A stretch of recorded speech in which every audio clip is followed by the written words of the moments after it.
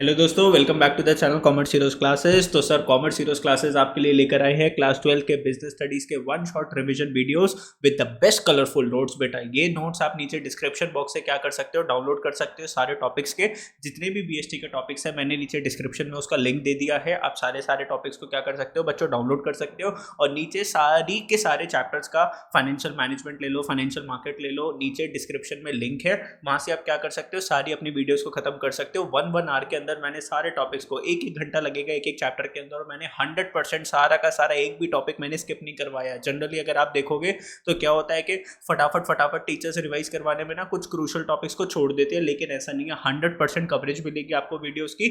और नीचे description box में नोट्स है, उनको डाउनलोड करके देखो, आपको डिफरेंस पता चलेगा कि कॉमर्स हीरोज क्लासेस ने कितनी ज्यादा मेहनत कर रखी है आप लोगों के लिए नोट्स बनाने के लिए। ठीक है, अच्छे से आपको वीडियो को देखना है। वीडियो अगर अच्छी लगती है तो लाइक करना है, दोस्तों के साथ शेयर करना है, और चैनल को सब्सक्राइब भी करना है, बिकॉज कॉलेज के भी हम बहुत सारे सब्जेक्ट्स को आप लोगों को पढ़ाते हैं। ठीक है दोस्तों, तो ध्यान से देखो इस वाली वीडियो को। ओके, चलो स्टार्ट करते हैं फाइनेंशियल मैनेजमेंट के साथ। देखो, फाइनेंशियल मैनेजमेंट की सबसे पहले डेफिनेशन क्या होती है, what is financial management. Financial management होता है, बेटा पहले वर्ड के ऊपर फोकस करो। फाइनेंशियल, फाइनेंशियल का मतलब होता है मनी। फाइनेंशियल का मतलब क्या होता है, मनी। और मनी की हमें क्या सीखनी है बेटा, मैनेजमेंट। मतलब पैसा कहाँ से लेकर आए। जब भी आपको बिजनेस करना है तो बिजनेस करने के लिए आपको क्या चाहिए होती है, बोलो बच्चों क्या चाहिए होती है। सर, हमें चाहिए होती है कैपिटल।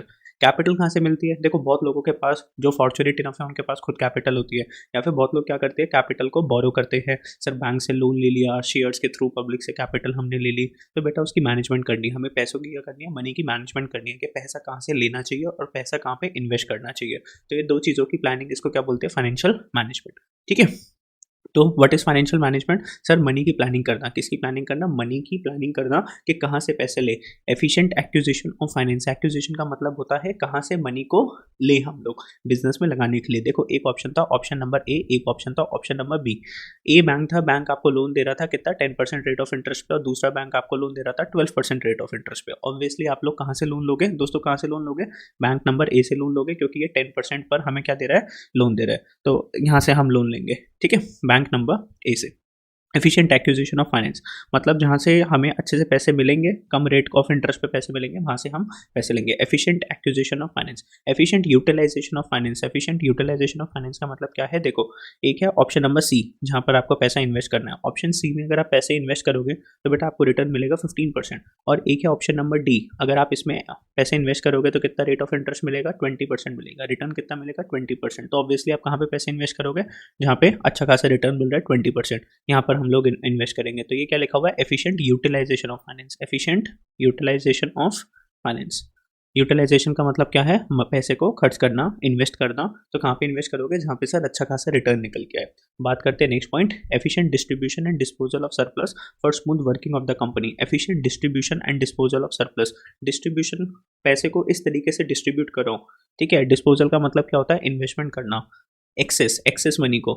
ठीक है, for smooth working of the company. तो पैसे को ऐसी जगह पर डिस्ट्रीब्यूट करो, अगर आपके शेयर होल्डर्स है, अगर आपने शेयर होल्डर से पैसा ले रखा है, ये चीज़ें अभी हम आगे भी डिस्कस करेंगे, तो उनको डिविडेंड देना है तो डिविडेंड दे दो।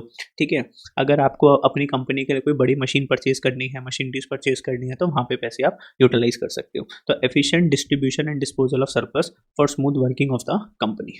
ठीक है, तो ये तो छोटी सी आपकी हो गई डेफिनेशन।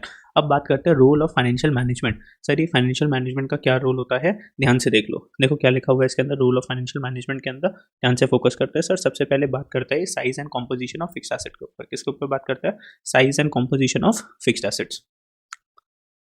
ठीक है, फिक्स्ड एसेट्स का एफए का मतलब क्या है, फिक्स्ड एसेट। ध्यान से देखना, जब आपके पास नोट्स होएगा तो उसके अंदर रोल ऑफ फाइनेंशियल मैनेजमेंट, तो पैसे की आपकी मैनेजमेंट से, जो पैसे थे आपके पास उसकी मैनेजमेंट से फाइनेंशियल एसेट के ऊपर क्या इंपैक्ट पड़ता है। देखो, financial assets depends on the investment decision, how much capital company is planning to invest. अगर आपने बिजनेस के अंदर बहुत सारे पैसे लगाए, ठीक है, आप बिजनेस के अंदर कितने पैसे लगा रहे हो दोस्तों, 100 करोड़ रुपए लगा रहे हो, बहुत सारे पैसे लगा रहे हो, तो आपको ज्यादा फिक्स्ड एसेट लगेंगी उस बिजनेस के अंदर, आप ज्यादा फिक्स्ड एसेट परचेज कर सकते हो। लेकिन मान लो कोई अपना बिजनेस बहुत छोटे लेवल से स्टार्ट कर रहा है, मैंने बिजनेस स्टार्ट करा सिर्फ 2 लाख रुपीज लगा के, तो उस बिजनेस के अंदर जो फिक्स्ड एसेट होगी वो बहुत ज्यादा कम होगी। तो size and composition of fixed asset, किसी भी बिजनेस के अंदर फिक्स्ड एसेट ज्यादा होगी या फिर कम होगी, वो किसके ऊपर डिपेंड करेगा, it depends on the investment decision, how much capital company is planning to invest. ज्यादा कैपिटल तो ज्यादा फिक्स्ड एसेट, कम कैपिटल तो कम फिक्स्ड एसेट, सीधी सी बात। ठीक है, amount and composition of current assets, बेटा सीए का मतलब क्या है यहाँ पे करंट एसेट्स। आपको पता है करंट एसेट्स में क्या क्या आता है सर, करंट एसेट्स में कैश आता है, करंट एसेट्स के अंदर स्टॉक आता है, करंट एसेट्स के अंदर डेटर्स आते हैं। कौन आते हैं सर, हमारे डेटर्स आते हैं।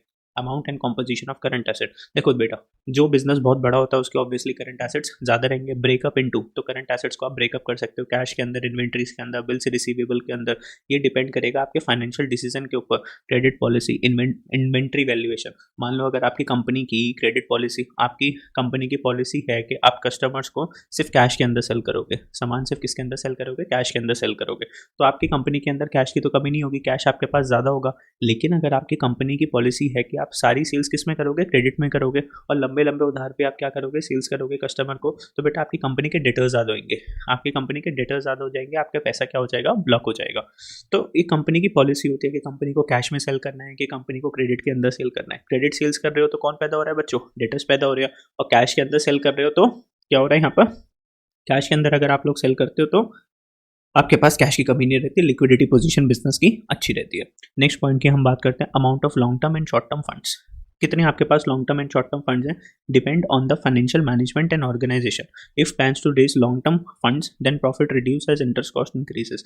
अब देखो आपके पास लॉन्ग टर्म मतलब लंबे समय के लिए आप लोन ले रहे हो कि छोटे समय के लिए आप लोन ले रहे हो। बेटा अगर आपने लंबे टाइम के लिए लोन लिया, you are taking loan for 10 years, तो बेटा 10 साल तक आपको लोन के पैसे भी वापस करने हैं और उसके ऊपर आपको इंटरेस्ट भी पे करना है। क्या पे करना है, इंटरेस्ट पे करना है। अब बेटा जो इंटरेस्ट पे करना होता है वो आपका क्या होता है, एक्सपेंस होता है। और इंटरेस्ट का एक्सपेंस आप लोग कहाँ दिखाते हो सर, प्रॉफिट एंड लॉस के डेबिट साइड पे दिखाते हो, है ना, पीएनएल के डेबिट साइड पे दिखाते हो इंटरेस्ट का। तो depends on the financial management and the organisation. तो long term and short term funds किसके ऊपर डिपेंड करेंगे, फाइनेंशियल मैनेजमेंट के ऊपर और ऑर्गेनाइजेशन के ऊपर। अगर कंपनी रेज करना चाहती है लॉन्ग टर्म फंड्स, लंबे समय के लिए उसको पैसे चाहिए, देन प्रॉफिट कम हो जाएगा as interest cost increases, because interest का खर्चा किस में जा रहा है, प्रॉफिट एंड लॉस के डेबिट साइड पे जा रहा है। फिर बात करते हैं next point, breakup of long term finance, debt and equity. Breakup of long term finance, debt and equity.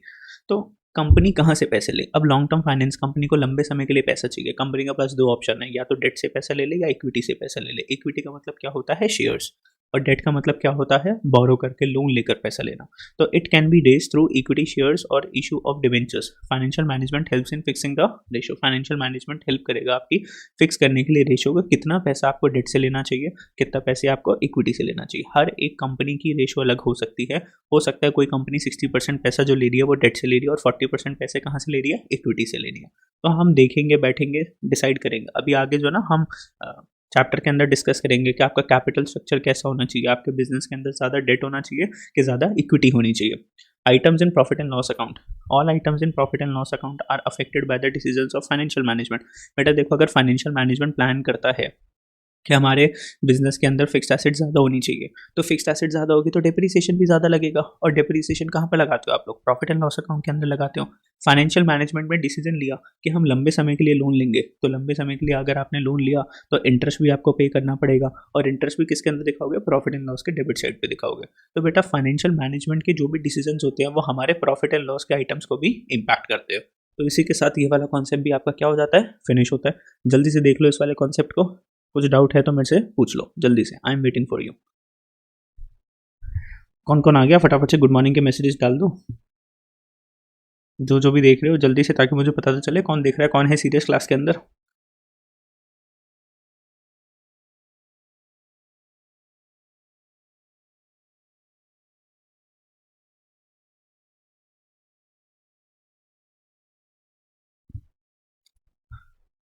एक बार रीडिंग कर लो ध्यान से इन सारे पॉइंट्स की जो भी मैंने एक्सप्लेन करे, पीडीएफ को डाउनलोड कर लो।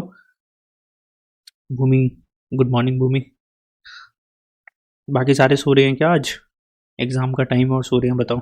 इन बेचारों को पता नहीं है कि अभी ये टॉपिक चल रहा है, उसके बाद ये टॉपिक दोबारा से मिलेगा नहीं, और टॉपिक इतना ज़्यादा इंपॉर्टेंट है, खुद से पढ़ने बैठेंगे तो समझ में भी नहीं आएगा, टेक्निकल टॉपिक है।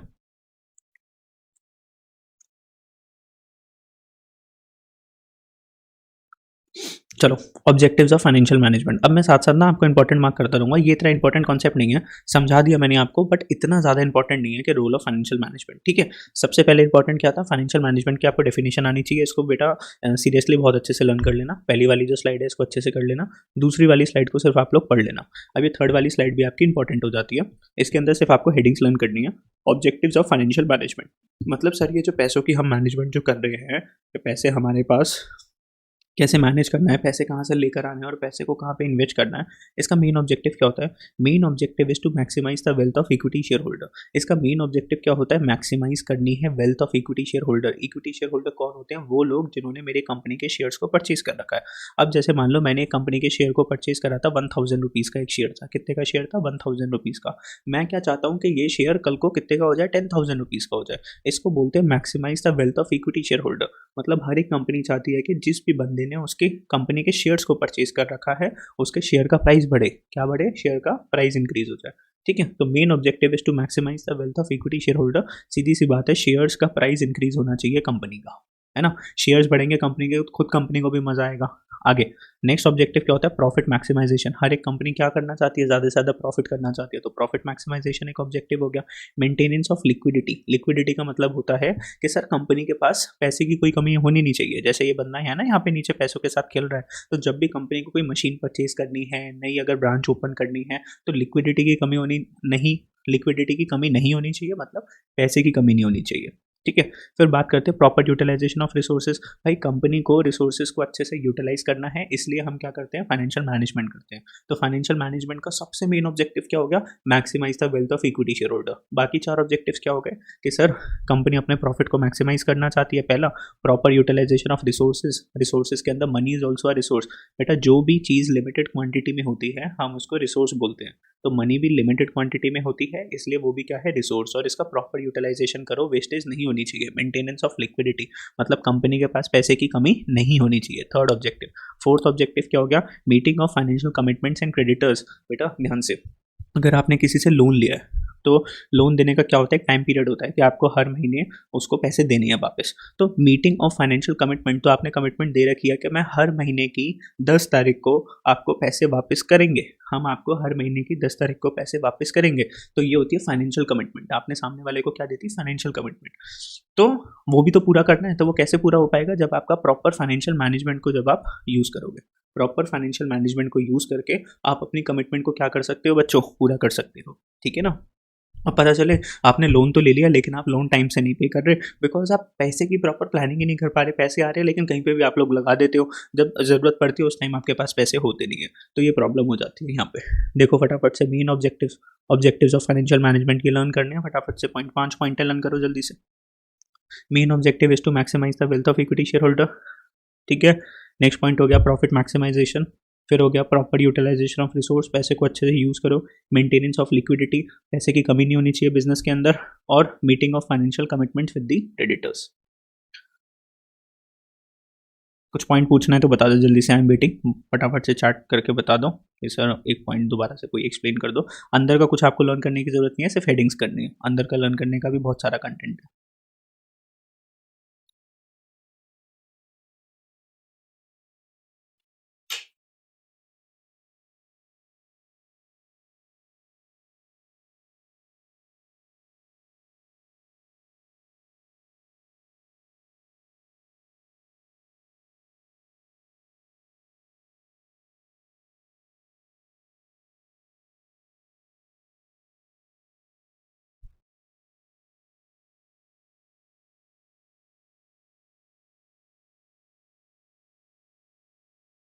बोलो बच्चों, डन।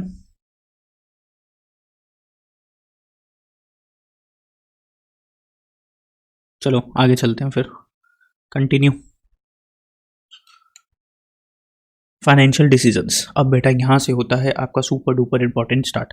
फाइनेंशियल डिसीजंस, बेटा सुपर डुपर इंपॉर्टेंट कॉन्सेप्ट आपका यहाँ से स्टार्ट हो जाता है। फाइनेंशियल डिसीजंस, बेटा 3 फाइनेंशियल डिसीजंस होते हैं। एक होता है आपका इन्वेस्टमेंट डिसीजन, एक होता है इन्वेस्टमेंट डिसीजन, एक होता है आप लोगों का फाइनेंसिंग डिसीजन, और एक होता है आप लोगों का डिविडेंड डिसीजन। ध्यान से देख लेना फटाफट से एक बार, तीनों डिसीजन को आपको एक्सप्लेन कर देता हूँ। बेटा इन्वेस्टमेंट डिसीजन क्या होता है?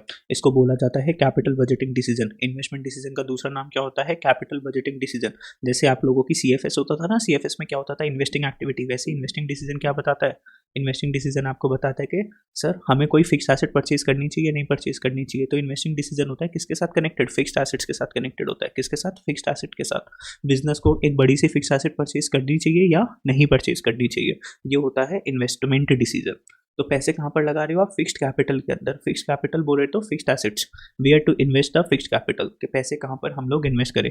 Careful selection of assets in which funds will be invested by the company. Careful selection of assets, देखो बच्चों एसेट्स के अंदर पैसे लगा रहे हो तो केयरफुली सेलेक्ट करो कि हमें किस एसेट के अंदर पैसे लगाने हैं। Careful selection of asset in which funds will be invested by the company. बेटा एक होता है फाइनेंसिंग डिसीजन। अब फाइनेंसिंग डिसीजन क्या बोलता है? फ्रॉम विच सोर्स फाइनेंस और capital is to be raised, पैसे जो लेकर आने हैं, कंपनी को पैसे चाहिए बिजनेस करने के लिए, कैपिटल चाहिए। अब कैपिटल कहाँ से आएगी? सर हम कैपिटल बैंक से लोन लेकर ले, मतलब उसको बोलते हैं डेट, उसको क्या बोलते हैं? डेट। या फिर सर हम इक्विटी के थ्रू कैपिटल ले, कहाँ से ले? इक्विटी के थ्रू, शेयर्स बेच के पैसे ले। ओनर्स फंड, सर इक्विटी से पैसे ले, या फिर बोरोड फंड मतलब डेट से पैसे ले। इन नाम को याद कर लो, इक्विटी फंड, इक्विटी को क्या बोलते हैं? ओनर्स फंड, और डेट को क्या बोलते हैं? Borrowed fund. तो फाइनेंसिंग डिसीजन क्या बोलता है? बिजनेस करने के लिए जो फाइनेंस चाहिए, बिजनेस करने के लिए जो पैसे चाहिए, कहाँ से ले? बेटा दो ऑप्शन है, या तो ओनर्स फंड्स बोले तो इक्विटी, सेकंड ऑप्शन है बोरोड फंड्स बोले तो डेट। फिर नेक्स्ट आता है डिविडेंड डिसीजन। क्या आता है? Dividend decision, distribution of surplus funds. आपके पास जो एक्स्ट्रा पैसे हैं वो आप लोग क्या करने वाले हो? एक्स्ट्रा पैसे डिस्ट्रीब्यूट करने वाले हो। किसको? ध्यान से देख लेना, जब कंपनी बहुत अच्छे खासे पैसे कमा लेती है, प्रॉफिट करती है, तो प्रॉफिट किसको डिस्ट्रीब्यूट करती है? शेयर होल्डर्स को, क्योंकि उन लोगों ने बिजनेस पे पैसे लगा रखे हैं। डिस्ट्रीब्यूशन ऑफ, मनीष लेट हो गया तो good morning. Distribution of surplus fund, surplus profit is distributed to the share holders. किसको डिस्ट्रीब्यूट करते हो बेटा? सरप्लस फंड शेयर होल्डर्स को, जिसने आपकी कंपनी में पैसे लगाए।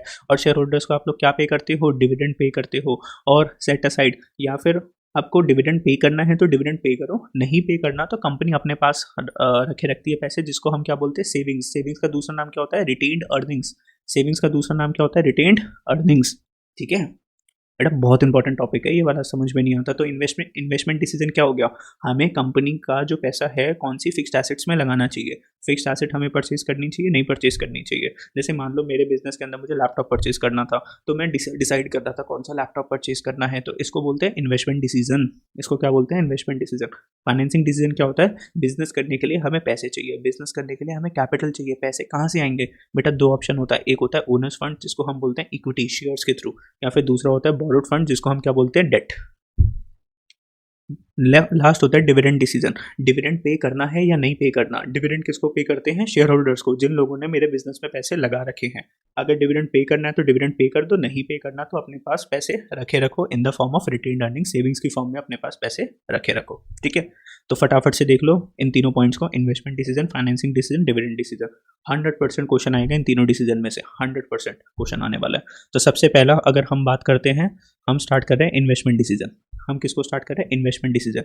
इन्वेस्टमेंट डिसीजन के अंदर इसकी इंपॉर्टेंस क्या है? इन्वेस्टमेंट डिसीजन की इंपॉर्टेंस क्या है? ध्यान से देख लो बच्चों मेरे साथ। इन्वेस्टमेंट डिसीजन आपको समझा दिया। सबसे पहले उसकी इंपॉर्टेंस में क्या लिखा हुआ है? Long term growth, funds invested in long term assets. मैंने क्या बोला था? इन्वेस्टमेंट डिसीजन क्या होता है? जब आप कंपनी की बड़ी बड़ी एसेट्स में आप पैसे लगा रहे हो, तो funds invested in long term asset bring return in the future. भाई एक बात बताओ, आज अगर मैंने एक कंपनी स्टार्ट करी, मैन्युफैक्चरिंग स्टार्ट करी, क्या मैं जैसी मशीन ले आऊंगा वैसी कंपनी ग्रो कर जाएगी क्या? नहीं सर, कंपनी को ग्रो करने में टाइम लगेगा। पैसा तो आप आज खर्च कर रहे हो, मशीन तो आज आप ले आए, 5 करोड़ की मशीन ले आए, ऐसा थोड़ी ना 5 करोड़ की मशीन ले आया तो बिजनेस एकदम से भागने लग जाएगा, ऐसा नहीं होता sir. Future prospects and growth of company depends upon this decision. तो कंपनी का जो फ्यूचर है वो किस डिसीजन के ऊपर डिपेंड करता है? इन्वेस्टमेंट डिसीजन के ऊपर इम्पैक्ट कर रहा है कि आप कहाँ पे इन्वेस्टमेंट कर रहे हो। अच्छी इन्वेस्टमेंट आप करोगे, अच्छी एसेट के ऊपर अगर आप पैसे लगाओगे, अच्छी मशीन के ऊपर पैसे लगाओगे, तो कल को आपको अच्छा रिटर्न्स मिलेंगे। ठीक है, तो लॉन्ग टर्म ग्रोथ को इम्पैक्ट करता है कौन? Investment decision. Large amount of funds involve. बेटा ये छोटे मोटे डिसीजन नहीं होते, बड़े बड़े डिसीजन होते हैं। कैसे होते हैं? बड़े बड़े डिसीजन। छोटी मोटी मशीन नहीं परचेज कर रहे कि तुम सोचो सा छोटा सा मोबाइल फोन परचेज कर लिया। बेटा बहुत बड़ी बड़ी मशीन परचेज कर रहे हैं, वो भी फॉरेन कंपनी से। If wrong proposal is selected, अगर आपने गलत डिसीजन ले लिया, इट में result in wastage of huge amount of fund. सारे के सारे पैसे आपके क्या हो जाएंगे? वेस्ट हो जाएंगे, जिसको कमाने में आपने काफी साल लगाए थे। एक गलत डिसीजन, एक गलत एसेट आपने परचेज करी and funds are wasted. These decision are taken after proper planning. Proper planning के साथ आपको ये सारे डिसीजंस को लेना है। ठीक है, तो फर्स्ट पॉइंट क्या हो गया? Long term growth. एसेट से क्या होती है? कंपनी की ग्रोथ हो जाती है। Large amount of funds involve. Sir बहुत पैसे लगते हैं इसके अंदर, बड़ी बड़ी एसेट्स आप परचेज कर रहे हो, एक गलत डिसीजन लोगे, wastage of huge amount of funds waste कर दोगे। These decision are taken after proper planning. सोच समझ के पूरी टीम के साथ बैठ के आपको डिसीजन लेना चाहिए। Third, risk involve. बेटा जहाँ पर ज़्यादा प्रॉफिट होता है वहाँ पे ज़्यादा रिस्क भी तो होता है। ह्यूज फंड्स, अगर पैसे ज़्यादा हैं, is equals to big risk. इतने बढ़िया नोट्स, इतने सॉलिड नोट्स बना रखे हैं। Huge funds is equals to big risk. Because return comes in the long run. Return अभी थोड़ी ना आ जाएगा, आज मैंने मशीन परचेज कर ली, रिटर्न थोड़ी ना आ जाएगा, प्रॉफिट्स थोड़ी ना आ जाएंगे, रिटर्न आएगा फ्यूचर में। Company has to bear risk for a long period. तो बेटा हो सकता है ये जो रिटर्न होता है ना, इसको आने में लगते हैं 5 साल, 6 साल, 5 ईयर्स, 6 ईयर्स तक लग जाते हैं कंपनी को प्रॉफिट्स में आने के लिए। सर ऐसा कैसे? भाई एक बात बताओ, कंपनी ने अगर 10 करोड़ की मशीन परचेज करी, अगर कंपनी 1 करोड़ रुपये साल का कमाती है, तो 10 करोड़ जो खर्चा करा पहले तो वो वापस आएगा, जो बिजनेस में लगाया पहले तो वो वापस आएगा ना। तो ये 1 करोड़ अगर कंपनी हर साल कमा रही है, तो 10 साल तो जो पैसा लगाया था वही कमाने में लग गया। 10 साल के बाद हमारा प्रॉफिट स्टार्ट होगा। तो बेटा लॉन्ग रन के अंदर आपको प्रॉफिट आता है, तो लंबे समय तक आपको रिस्क बियर करना पड़ता है टिल रिटर्न स्टार्ट्स कमिंग। जब रिटर्न आना स्टार्ट होता है तब तक। आगे, इरिवर्सिबल डिसीजन। ये डिसीजन अगर आपने ले लिया, इसको दोबारा से आप चेंज नहीं कर सकते। Reversing this decision will lead to huge losses and wastage of funds. अब मान लो मैंने रशिया से बोलकर अपने लिए एक बहुत बढ़िया सी मशीन बनवाई, वो किसी के पास नहीं थी ऐसी मशीनरी, और ऐसी नई टेक्नोलॉजी वाली मशीन बनाई जो मार्केट में मिल ही नहीं सकती। बेटा वो मशीन पड़ी मेरे को 50 करोड़ की। कितने की पड़ी? 50 करोड़। अब मैंने देखा यार मेरा वो जो प्रोडक्ट उस मशीन पे मैं बनाता था वो तो बिक ही नहीं रहा, अब मुझे ये मशीन बेचनी है, कौन खरीदेगा? कौन खरीदेगा? बेटा इतनी बड़ी बड़ी मशीन्स के कस्टमर इतनी आसानी से नहीं मिलते, तो मुझे बहुत ज़्यादा घाटे में बेचनी पड़ेगी, बहुत लॉस में बेचनी पड़ेगी, क्योंकि ऐसे मशीन्स की डिमांड नहीं होती मार्केट के अंदर। So should be taken after proper planning and evaluation. तो ऐसी चीज़ों को खरीदने से पहले क्या करनी चाहिए? आपको प्रॉपर प्लानिंग करनी चाहिए एंड प्रॉपर इवैल्यूएशन करना चाहिए कि भाई इतनी बड़ी मशीन में मैं पैसे लगा रहा हूँ, कल को मुझे प्रॉफिट होगा कि नहीं होगा। ठीक है, तो इतने बढ़िया तरीके से यहाँ पर हमने ये 4 पॉइंट्स को पढ़ लिया। फटाफट से एक बार रीडिंग कर लो जल्दी से, 2 मिनट का टाइम दे रहा हूँ आपको, रीडिंग कर लो जल्दी से। तो इन्वेस्टमेंट डिसीजन मैंने आपको समझा दिया, इन्वेस्टमेंट डिसीजन की मैंने आपको इंपॉर्टेंस करवा दी, खत्म हो गया इन्वेस्टमेंट डिसीजन। और एक फैक्टर्स भी पढ़ेंगे अभी, फैक्टर्स अफेक्टिंग इन्वेस्टमेंट डिसीजन। पहले ये पढ़ लो सबसे पहले, इंपॉर्टेंस ऑफ इन्वेस्टमेंट डिसीजन। नीचे डिस्क्रिप्शन बॉक्स में लिंक है, वहां से नोट्स को डाउनलोड कर लो फटाफट से।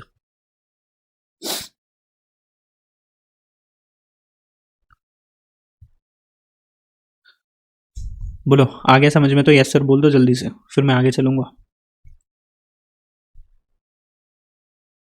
Long term growth. बेटा बड़ी बड़ी एसेट्स में अगर आप पैसे लगा रहे हो तो ग्रोथ आने में टाइम लगेगा, सीधी सी बात है। तो फ्यूचर में आपको ग्रोथ मिलेगी। Large amount of funds involve. बड़ी मशीन्स परचेज कर रहे हो तो छोटे सस्ती तो आएगी नहीं, काफ़ी महंगी आएगी। रिस्क इन्वॉल्व, ज़्यादा पैसा लगा हुआ है तो रिस्क भी आपका बड़ा है, कल को अगर ये पैसे डूब गए तो कंपनी भी आपकी क्या हो जाएगी बच्चों? खत्म हो जाएगी। ठीक है। इरिवर्सिबल डिसीजन, एक बार इस डिसीजन को ले लिया तो आप पीछे नहीं हट सकते। अगर आप पीछे हटे तो आप मशीन बेचोगे तो बहुत ज़्यादा घाटे में बिकेगी आपकी मशीन। ठीक है। What are the factors affecting investment decision? कौन से फैक्टर्स हैं जो आपके इन्वेस्टमेंट डिसीजन को इम्पैक्ट करते हैं? मतलब ये बड़े बड़े डिसीजन, एसेट्स वगैरह परचेज करना। सर सबसे पहली चीज़ होती है cash flow of the project, दूसरा होती है रिटर्न ऑन इन्वेस्टमेंट, और तीसरी होती है इन्वेस्टमेंट क्राइटेरिया। तो तीन फैक्टर्स हैं जो आपके इन्वेस्टमेंट डिसीजन को इम्पैक्ट करते हैं। कौन कौन से? अभी इसको मैं एक्सप्लेन करता हूँ, टेंशन ना लो। अभी से बात करते हैं factors affecting investment decision. Sir cash flow of the project impact करता है इन्वेस्टमेंट डिसीजन को, रिटर्न ऑन इन्वेस्टमेंट इम्पैक्ट करता है, और इन्वेस्टमेंट क्राइटेरिया। अब सर ये क्या होते हैं ये भी एक्सप्लेन कर दो। देखो बच्चों आ जाओ आ जाओ आ जाओ आ जाओ, एक्सप्लेन करता हूँ मैं फटाफट से। बहुत सिंपल है, ज़्यादा कुछ डिफिकल्ट नहीं है। फैक्टर्स अफेक्टिंग इन्वेस्टमेंट या फिर कैपिटल बजटिंग डिसीजंस। देखो क्या लिखा हुआ है, cash flow of the project. देखो जब भी आप किसी कंपनी, बड़ी कंपनी स्टार्ट कर रहे हो, जब भी आप कोई कंपनी स्टार्ट कर रहे हो, बड़ी बड़ी एसेट में अगर आप पैसे लगा रहे हो, तो आपको पहले ये देखना चाहिए अगर मैं इतनी बड़ी मशीन में पैसे लगाऊंगा तो मुझे रिटर्न में क्या मिलेगा, मुझे बदले में क्या मिलेगा, है ना। आप कोई भी डिसीजन लेते हो तो उसका ये सोचते हो ना उससे बदले में क्या मिलेगा। आपको एक मोबाइल फ़ोन परचेज करना है, क्यों परचेज करना है? कि सर बदले में मुझे उससे अच्छी सेल्फीज मिलेगी, है ना। चलो देखो, whenever a company is investing huge funds in an investment proposal it expects some regular cash flow। भाई आप ये तो एक्सपेक्ट करोगे ना कि अगर मैं इतनी बड़ी कंपनी स्टार्ट कर रहा हूँ तो कुछ मैं पैसे शुरू में कमाने लग जाऊंगा जिससे मेरे डेली के खर्चे पूरे हो जाएंगे। Amount of cash flow and investment proposal will be able to generate must be assessed. मतलब आपको ये देखना चाहिए कि ये जो इन्वेस्टमेंट प्रपोजल है, जो मैं इतनी बड़ी कंपनी स्टार्ट कर रहा हूँ, ये कितने पैसे जनरेट करके देगा, उसको आप असेसमेंट कर लो। आप उसको देख लो कि भाई कितने पैसे आएंगे। आपको पता चल रहा है कि भाई इतनी बड़ी मशीन लगाने के बाद मेरे पास साल के 1 करोड़ रुपए आएंगे, उसको प्रॉपर्ली आपको चेक करना है before investing in the proposal. मतलब सीधी सी बात है, किसी भी बिजनेस को करने से पहले आपको ये देखना चाहिए कि उसमें मेरा क्या फायदा होएगा, मैं कितने पैसे कमाने वाला हूँ। ठीक है, यस सर। ठीक है बच्चों, yes sir. Next, return on investment. Sir बदले में क्या मिलेगा? देखो फॉर एग्जांपल, देखो एग्जांपल से पढ़ो। If project A is bringing 10% return, मान लो आपके पास दो ऑप्शन है, मैंने आपको दो ऑप्शन दिए। ऑप्शन नंबर ए क्या बोलता है? मैंने आप लोगों को बोला कि बेटा अगर ऑप्शन ए में पैसे लगाओगे तो कितने पैसे कमाओगे? 10%। और दूसरा ऑप्शन दिया कि अगर ऑप्शन बी में पैसे कमाओगे तो कितना पैसे कमाओगे? 15%। तो आप लोग बहुत समझदार हो, आप लोग किस में पैसे लगाने वाले हो? आप लोग पैसे लगाओगे ऑप्शन नंबर बी के अंदर, बिकॉज इसके अंदर रिटर्न ऑन इन्वेस्टमेंट ज़्यादा है। रिटर्न ऑन इन्वेस्टमेंट का मतलब क्या होता है? मैंने एक जगह पर इन्वेस्टमेंट कर दी, उससे कितना पैसा आने वाला है। तो मान लो अगर आपने 10 लाख रुपए लगाए ऑप्शन ए के अंदर, तो आप एक साल में कितने पैसे कमाओगे? 1 लाख। लेकिन अगर आपने ऑप्शन बी में पैसे लगाए तो आप कितने पैसे कमाओगे? सर 1.5 लाख। तो मेरे बच्चों किस में पैसे लगाने वाले हो आप लोग? ऑप्शन नंबर बी में पैसे लगाने वाले हो। तो जब आप इतने बड़े पैसे इन्वेस्टमेंट डिसीजन ले रहे हो तो आपको क्या चेक करना चाहिए? रिटर्न ऑन इन्वेस्टमेंट चेक करनी चाहिए। अब बात करते बेटा इन्वेस्टमेंट क्राइटेरिया। ये सब चीज़ें तो आपने देख ली, लेकिन आप ये चीज़ देखो, जहाँ पे आप फैक्ट्री स्टार्ट कर रहे हो, क्या उसके आसपास आपको इजीली लेबर मिल जाएगी? क्या उस चीज़ को बनाने के लिए आपके पास जो टेक्नोलॉजी है वो अवेलेबल है कि नहीं है? वो टेक्नोलॉजी इंडिया में मिलेगी कि बाहर से मंगवानी पड़ेगी? सर जो रॉ मटेरियल है फैक्ट्री के अंदर, जो रॉ मटेरियल लगेगा, क्या वो आसपास मिल जाता है इजीली कि नहीं मिलता? मशीन्स के ऊपर कितने पैसे लगने वाले हैं? तो ये सारी चीज़ें भी आपको कैलकुलेट कर लेनी चाहिए। ये सारी चीज़ें भी आपको कैलकुलेट करनी चाहिए। तो इन्वेस्टमेंट क्राइटेरिया में बेटा आपने ये सब तो देख लिया, रिटर्न ऑन इन्वेस्टमेंट और कैश फ्लो देख लिया। उसके अलावा आप ये चीज़ों भी देखो, लेबर, टेक्नोलॉजी, इनपुट का मतलब क्या होता है? रॉ मटेरियल और मशीनरीज। Okay, simple. तो समझा तो मैं आपको पूरा रहा हूँ एकदम बहुत बढ़िया तरीके से। कोई भी डाउट होता है तो वो एज अ लाइव क्लास आप मेरे से फटाफट से चैट बॉक्स में भी पूछ सकते हो, मैं दोबारा से उस चीज़ को एक्सप्लेन कर दूंगा। ठीक है, चले आगे। चलो सर चलो। तो इसी के साथ हमारा क्या खत्म हो जाता है? अब इन्वेस्टमेंट डिसीजन खत्म हो जाता है। क्या खत्म हो जाता है? इन्वेस्टमेंट डिसीजन खत्म हो गया। 3 डिसीजन है, इन्वेस्टमेंट डिसीजन, फाइनेंसिंग डिसीजन और डिविडेंड डिसीजन। जो इनमें से तो पेपर एग्जाम में क्वेश्चन बनेगा ही बनेगा। इन्वेस्टमेंट डिसीजन हमारा क्या हो गया? फिनिश। अब हम स्टार्ट करेंगे कौन सा डिसीजन? फाइनेंसिंग डिसीजन स्टार्ट करेंगे। पहले फाइनेंसिंग है, हाँ, फाइनेंसिंग डिसीजन स्टार्ट करेंगे। तो बेटा फाइनेंसिंग डिसीजन मैंने ऊपर आपको एक्सप्लेन करा था, क्या होता था financing decision? Sir financing decision होता था बिजनेस करने के लिए जो कैपिटल चाहिए वो पैसा कहाँ से, या तो ओनर्स फंड से पैसा आएगा जिसको हम इक्विटी बोलते हैं, या फिर बोरोड फंड से पैसा आएगा जिसको हम डेट बोलते हैं। तो अब सबसे इंपॉर्टेंट कौन सा पॉइंट कर रहे हैं हम इसका? Factors affecting financing decision. मतलब ऐसे कौन कौन से फैक्टर्स हैं जिसके वजह से मुझे अपना फाइनेंसिंग डिसीजन चेंज करना पड़ेगा। मतलब कि मैं पैसे डेट से लूँ कि मैं पैसे इक्विटी से लूँ। तो कैसी ऐसी कौन सी ऐसी चीज़ें हैं जो मेरे इस डिसीजन को इम्पैक्ट करेगी? ठीक है, कि पैसे मुझे एक्चुअल में कहाँ से लेना चाहिए? डेट से लेना चाहिए कि इक्विटी से लेना चाहिए? ठीक है, चीज़ मतलब समझ में आना चाहिए कि आप पढ़ रहे हो कि क्या पढ़ रहे हो। तो यहाँ पर मैं कौन सा डिसीजन ले रहा हूँ कि पैसे डेट से लें कि पैसे इक्विटी से लें, और कौन सी ऐसी चीज़ें हैं जो मेरे इस डिसीजन को हिला के रख देंगी। ठीक है, चलो आ जाओ। सबसे पहला पॉइंट आ रहा है बच्चों नीचे से, चलो ऊपर से ही पढ़ लेते हैं। कैश फ्लो पोजीशन किसको देखना है आपको? सबसे पहले देखो जल्दी से, मैं इसको जूम इन कर देता हूँ। कैश फ्लो पोजीशन किसको देखना है आपसे? सबसे पहले cash flow position. Cash flow position का मतलब क्या होता है? देखो, company with smooth, company CO का मतलब क्या है? Company, company with smooth and steady cash flow can prefer borrowed funds and vice versa. बेटा जिस कंपनी के अंदर कैश फ्लो स्मूथ है, मतलब उनको पता है कि हमारे पास हर महीने कितने पैसे आने हैं। स्मूथ एंड स्टेडी मतलब जब भी आपको पैसे चाहिए आपको पैसे मिल जाएंगे, और सिंपली आपके पास पैसे आ रहे हैं तो पैसे कहाँ से ले लो? बोरोड फंड, मतलब कि डेट से पैसे ले लो, लोन से पैसे ले लो। सर ऐसा क्यों? भाई सुनो, अगर आप बैंक से लोन लेते हो तो हर महीने आपकी क्या बन जाती है? ईएमआई। हर महीने आपको उनका पैसा वापस करना है। तो ऐसी कंपनी जिसके कैश फ्लो पोजीशन कैसी है? सॉलिड है, उसके पास रेगुलर बेसिस के अंदर पैसे आते रहते हैं, तो वो ही तो लोन से पैसे ले सकता है। लेकिन मान लो एक ऐसी कंपनी है जिसको पता ही नहीं, किसी महीने तो पैसे आ जाते हैं, किसी महीने पैसे ही नहीं आते, या पैसे आने में 2-2 3-3 महीने लगते हैं, क्या वो लोन से पैसे ले सकती है? सर वो कंपनी लोन से पैसे नहीं ले सकती, बिकॉज सर लोन की फाइनेंशियल कमिटमेंट है ना, वो फिक्स्ड है। फाइनेंशियल कमिटमेंट फिक्स्ड है। आपने अगर बोल दिया कि मैं हर महीने की 15 तारीख में पैसे दूंगा, हर महीने की 15 तारीख में मैं बैंक को पैसे वापस करूंगा, अगर वो कंपनी का कैश फ्लो पोजीशन सॉलिड नहीं है तो वो तो पे ही नहीं कर पाएगी ना, वो तो पे ही नहीं कर पाएगी। लेकिन जिसका कैश फ्लो पोजीशन बहुत ज़्यादा स्मूथ है, बहुत ज़्यादा स्टेडी है, कि मतलब पैसे को कोई रोक ही नहीं सकता, पैसा तो आना ही आना है, वो कहाँ से पैसे ले ले? बोरोड फंड से। और जिसका कैश फ्लो पोजीशन अच्छा नहीं है, जिसको नहीं पता कल को कितने पैसे आएंगे कितने पैसे नहीं, वो कहाँ से पैसे लेना चाहिए? उसको इक्विटी से पैसे लेने चाहिए। समझ गए? Yes sir. आगे नेक्स्ट पॉइंट, रिस्क। कौन सा इन्वेस्टमेंट ज़्यादा रिस्की है सर? इक्विटी ज़्यादा रिस्की है कि डेट के अंदर ज़्यादा रिस्क होता है? तो borrowed fund is more riskier बेटा, लोन लेना ज़्यादा रिस्की होता है than owners funds prefer source which has moderate risk factor. Sir ये लोन लेने में रिस्की होता है बिकॉज बेटा इसके अंदर आपकी कमिटमेंट हो जाती है। क्या हो जाती है? कमिटमेंट हो जाती है। आप बैंक को कमिटमेंट देकर आते हो कि हर महीने की 10 तारीख, 15 तारीख, 20 तारीख को मैं आपको क्या दूंगा? अपने लोन के पैसे वापस करूंगा। अगर बिजनेस में को ऊपर नीचे हो गया तो क्या हो जाएगा? ये लोग आपकी एसेट्स ले जाएंगे। मान लो आपने कार ली, लोन के ऊपर ली। अब ये कार किसके नाम पर होती है? बैंक वालों के नाम पर होती है जब तक आपका लोन चल रहा होता है। जैसे ही आपका लोन पूरा हो जाता है बैंक वाले आपको आपकी कार आपके नाम पे ट्रांसफर कर देते हैं, दे देते हैं। लेकिन अगर आप इनकी ईएमआई पे करने भूल गए, आपने इनका लोन का पैसा देने में भूल गए, 2-3 महीने हो गए आपने इनको पैसे नहीं दिया, बेटा आपकी कार उठा के ले जाएंगे और उस कार को बेच देंगे और अपने लोन के पैसे को पूरा कर लेंगे। समझ गए? तो इसलिए ये ज़्यादा रिस्की है, लोन से पैसा लेना ज़्यादा रिस्की है एज कम्पेयर टू इक्विटी। अब बात करते हैं कॉस्ट। कॉस्ट का मतलब होता है खर्चा। प्रेफर्ड सोर्स, उस सोर्स से पैसा लो जिसमें कम खर्चा लग रहा है। अगर आप बैंक से कल को लोन से पैसे लेते हो तो बेटा लोन में लगती है प्रोसेसिंग चार्जेस। क्या लगते हैं? प्रोसेसिंग चार्जेस लगते हैं। मान लो आपने 1 करोड़ का लोन लिया और उसके अंदर 1% के प्रोसेसिंग चार्जेस थे, तो 1 लाख रुपए के तो आप चार्जेस पे कर रहे हो। अगर आप इक्विटी शेयर्स के थ्रू पैसे लेते हो तो बेटा इसमें लगती है फ्लोटेशन कॉस्ट। क्या लगती है? Flotation cost. फ्लोटेशन कॉस्ट होती है कि आपको कंपनी का एडवर्टीजमेंट करवानी पड़ती है।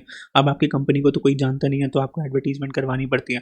अंडर राइटर्स की कमीशन पे करनी पड़ती है ना? शेयर्स के थ्रू बेच रहे हो तो आपको प्रोस्पेक्टस बनाना पड़ता है। सर प्रोस्पेक्टस क्या होता है? बेटा प्रोस्पेक्टस का मतलब होता है, अगर मान लो मैं आपके पास आऊँ और मैंने आपको बोला कि भाई मेरे को पैसे दे दो, तुम मेरे कंपनी के शेयर होल्डर बन जाओ, तो आप पूछोगे सर आप ये पैसे कहाँ पर लगाओगे, कल को हमारा क्या फ़ायदा होगा, हमारे पैसे कौन मैनेज कर रहा है? तो ये सारी बातें किस में लिखी होती है? कंपनी के प्रोस्पेक्टस में। तो बेटा इक्विटी शेयर्स को इशू करने के लिए क्या लगती है? Flotation cost. वर्ड को याद कर लो। इक्विटी शेयर्स को लिए रजिस्टर होना चाहिए आपके हाथ के अंदर, फिर भूल जाओगे। अभी बोर्ड एग्जाम्स के अंदर भी 3 महीने हैं, भूल जाओगे फिर दोबारा से। तो इक्विटी शेयर्स में कौन सी कॉस्ट लगती है? Flotation cost. फ्लोटेशन कॉस्ट में एडवर्टीजमेंट का खर्चा, अंडर राइटर कमीशन का खर्चा, प्रोस्पेक्टस का खर्चा। तो भाई जिसमें कम खर्चा लगे वहां से पैसे ले लो। ये कौन बोलता है? Cost. Prefer source with minimum cost, जहां पर कम खर्चे से पैसे मिल जाए वहां से पैसे ले लो। ओके चलो आगे। फिक्स्ड ऑपरेटिंग कॉस्ट, किसकी बात कर रहे हैं? Fixed operating cost. अब ध्यान से देख लेना सर ये फिक्स्ड ऑपरेटिंग कॉस्ट क्या होता है। If company has high fixed operating cost, अगर किसी कंपनी की फिक्स्ड ऑपरेटिंग कॉस्ट क्या है? हाई है, देन प्रेफर ओनर्स फंड। तो पैसे कहाँ से लेने चाहिए आपको? इक्विटी से पैसे लेने चाहिए। अभी मैं समझाता हूँ फिक्स्ड ऑपरेटिंग कॉस्ट क्या होती है। अभी सिर्फ समझो, मान लो हाई फिक्स्ड ऑपरेटिंग कॉस्ट है तो कहाँ से पैसे लेने चाहिए? इक्विटी। लेकिन अगर किसी कंपनी की फिक्स्ड कॉस्ट अगर लो है तो कहाँ से पैसा लेना चाहिए? डेट से पैसे लेने चाहिए। सर ये फिक्स्ड कॉस्ट का मतलब क्या होता है? बेटा फिक्स्ड कॉस्ट का मतलब क्या होता है? मान लो मैं जो बिजनेस कर रहा हूँ वो रेंट पे कर रहा हूँ, मेरे पास बहुत सारे इंप्लॉइज है जिसकी मुझे सैलरी पे करनी है। ध्यान से समझना फिक्स्ड कॉस्ट क्या होती है। मान लो मेरा जो ऑफिस है वो किस पे है? रेंट पर है। मेरी जो फैक्ट्री है वो भी किस पर है? रेंट पर है। मेरे पास 10 इंप्लॉइज काम कर रहे हैं, उनकी सैलरी भी क्या है? फिक्स्ड। मुझे बहुत सारी सैलरीज पे करनी है। बेटा इलेक्ट्रिसिटी का खर्चा है वो भी क्या है? अपना फिक्स्ड है कि भाई इतना खर्चा आना ही आना है हमारी इलेक्ट्रिसिटी का। तो मान लो 1-1 लाख रुपए के मैं रेंट पे कर रहा हूँ, 5 लाख की मैं सैलरी पे कर रहा हूँ, 1 लाख रुपए का साल का रेंट आ जाता है। तो ऐसे बिजनेस की 5, 6, 7, 8 लाख रुपीज तो हर महीने का खर्चा है ही है। मैं इस खर्चे को रोक ही नहीं सकता।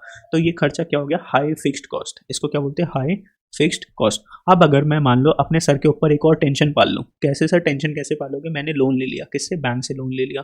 अब बैंक का इंटरेस्ट भी तो चालू हो जाएगा, बैंक का इंटरेस्ट भी तो चालू हो जाएगा। मान लो बैंक का हर महीने मुझे 1 लाख का भी इंटरेस्ट पे करना है। अब मेरी फिक्स्ड ऑपरेटिंग कॉस्ट क्या होगी? सर 9 लाख रुपए की हो गई। अब बेटा मैं बिजनेस में कमाता हूँ मान लो कितना? 10 लाख रुपए, लेकिन मैंने खर्चे पाल रखे हैं 9 लाख रुपए के। तो ऐसे बिजनेस के अंदर प्रॉब्लम हो जाएगी ना। मान लो किसी महीने मैंने सिर्फ 8 लाख रुपए कमाए, मैं 10 लाख रुपए नहीं कमा पाया, तो अब मेरा तो खर्चा 9 लाख रुपए का है, तो उस बिजनेस को दिक्कत हो जाएगी। तो जिस बिजनेस की ऑलरेडी फिक्स्ड कॉस्ट बहुत ज़्यादा है, उसके खर्चे बहुत ज़्यादा है, तो एक और लोन का खर्चा क्यों पालना? किसी बिजनेस का ऑलरेडी खर्चा बहुत ज़्यादा है तो एक लोन का खर्चा और क्यों पालना? लेकिन ऐसा कोई बिजनेस जिसके खर्चे बहुत कम है तो वो लोन से पैसे ले सकता है, हर महीने ईएमआई पे करनी पड़ेगी, बैंक को हर महीने पैसे वापस करने पड़ेंगे, वो कर सकता है। समझ गए? तो क्या बोल रखा है? जिसकी हाई फिक्स्ड कॉस्ट है, जिसकी हाई फिक्स्ड कॉस्ट है वो कहाँ से पैसे ले? इक्विटी। क्योंकि इक्विटी वालों को हमें हर महीने डिविडेंड नहीं पे करना पड़ता। आपकी मर्जी है, डिविडेंड पे करना है करो, नहीं पे करना मत पे करो, ये कंपनी की ऊपर होता है। बात करते हैं फिक्स्ड कॉस्ट। फिक्स्ड कॉस्ट की बात करें, अगर आपकी फिक्स्ड कॉस्ट लो है, अगर आपकी फिक्स्ड कॉस्ट ज़्यादा नहीं है, कंपनी में खर्चे कम है, तो आप कहाँ से पैसे ले सकते हो? डेट से पैसे ले सकते हो। ठीक है? Yes sir.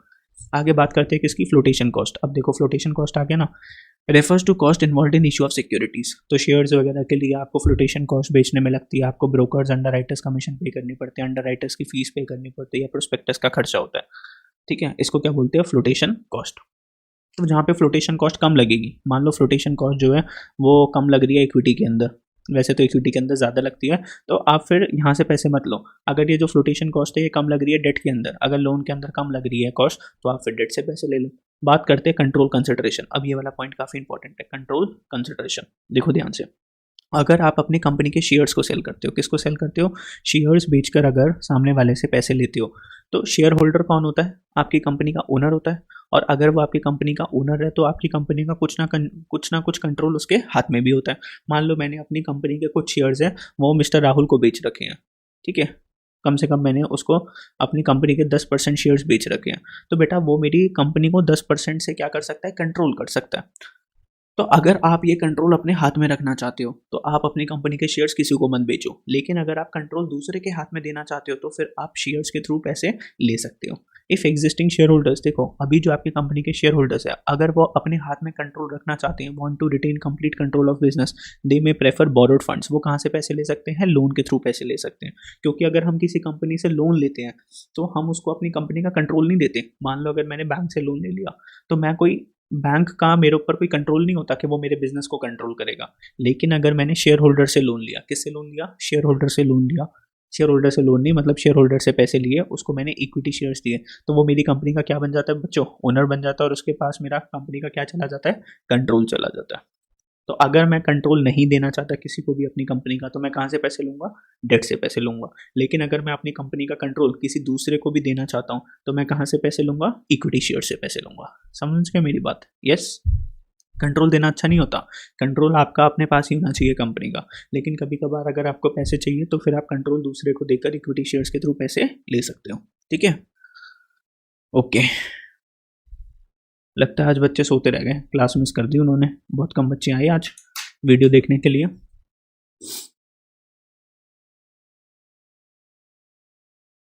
तो जितने लोग देख रहे हैं उनको समझ में आया नहीं आया, बोलो जल्दी से यस।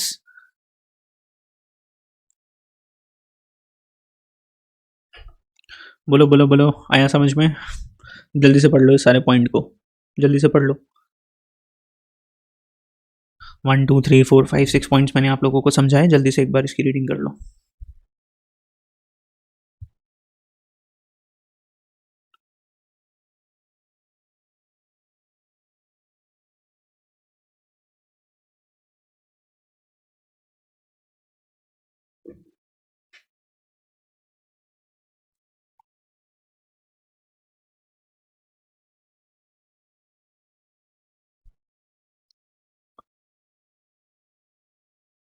रीड कर को जूम इन कर करके आप लोग रीड कर सकते हो, यूट्यूब पे अब काफ़ी ज़्यादा जूम हो जाता है अगर पॉइंट्स अगर आपको छोटे दिख रहे हो तो।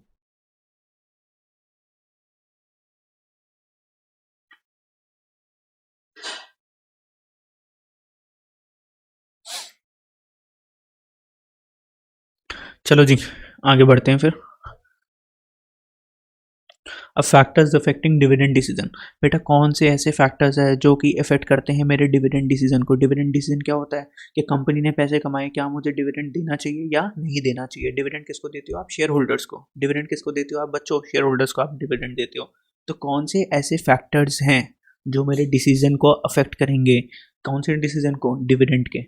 डिविडेंड डिसीजन क्या होता है कि मैं डिविडेंड दूं या ना दूं, किसको, शेयर होल्डर्स को। तो सबसे पहला जो फैक्टर होता है बेटा, देखो इतने सारे फैक्टर्स हैं, अब इसके नाम आपको याद होने चाहिए। समझा तो मैं अंदर से दे रहा हूँ लेकिन नाम आपको याद होने चाहिए, बिकॉज केस स्टडी किसी भी पॉइंट से बन जाएगी। 1 2 3 4 5 6 7 8 9 10, 10 हेडिंग्स है इसकी, किसी भी हेडिंग से आपकी केस स्टडी बन जाएगी। तो आप ये मत सोचना कि सिर्फ मैं 4 हेडिंग्स लर्न कर जाऊँ कि 5 हेडिंग्स लर्न कर जाऊँ, बिकॉज केस स्टडी कहीं से भी आ जाएगी। तो कौन से ऐसे फैक्टर्स है जो कि इफेक्ट करेंगे डिविडेंड डिसीजन को, बताओ जल्दी से। देखो मैं बताता हूँ, सबसे पहले बात करेंगे कंपनी की अर्निंग्स की। किसकी बात करेंगे, कंपनी की अर्निंग्स की। If company has more earnings, अगर देखो कंपनी बहुत अच्छा खासा कमाती है, वो ज़्यादा डिक्लेयर पे कर सकती है। इफ़ लो अर्निंग, अगर कंपनी कम कमाती है तो वो डिक्लेयर करेगी लेस डिविडेंड, सीधी सी बात है। अगर कोई कंपनी ज़्यादा कमा रही है, बहुत अच्छा खासा कमा रही है, तो वो अपने शेयर होल्डर्स को अच्छा खासा डिविडेंड पे कर देगी। लेकिन अगर कंपनी ज़्यादा अच्छा नहीं कमा रही तो वो डिविडेंड कम डिक्लेयर करेगी, सिंपल। बात करते हैं stability of earning. Stability of earning का मतलब क्या है, कंपनी जो है कांस्टेंट पैसे कमाती है, ऐसा नहीं है कि ज़्यादा फ्लक्चुएशन है, ऊपर नीचे ज़्यादा हो रहा है, नहीं।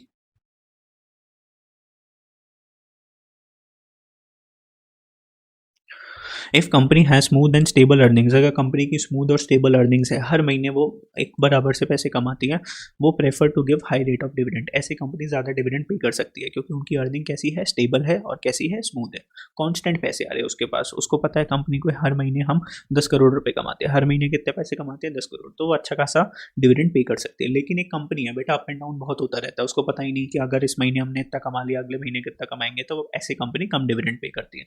ठीक है, कैश फ्लो पोजीशन की बात करते हैं। Company can declare high rate of dividend if it has surplus cash. Cash flow position, company के पास बहुत सारा पैसा पड़ा हुआ है। सरप्लस कैश का मतलब क्या है, बहुत सारा पैसा पड़ा हुआ है, पैसे की कमी नहीं है, बिजनेस में कुछ और पैसा लगाना ही नहीं है, तो ऐसी कंपनी अपने शेयर होल्डर्स को ज़्यादा डिविडेंड पे कर सकती है। ठीक है, सिंपल था। बात करते हैं बेटा किसकी, ग्रोथ अपॉर्चुनिटीज़ को। ध्यान से देखना, ध्यान से।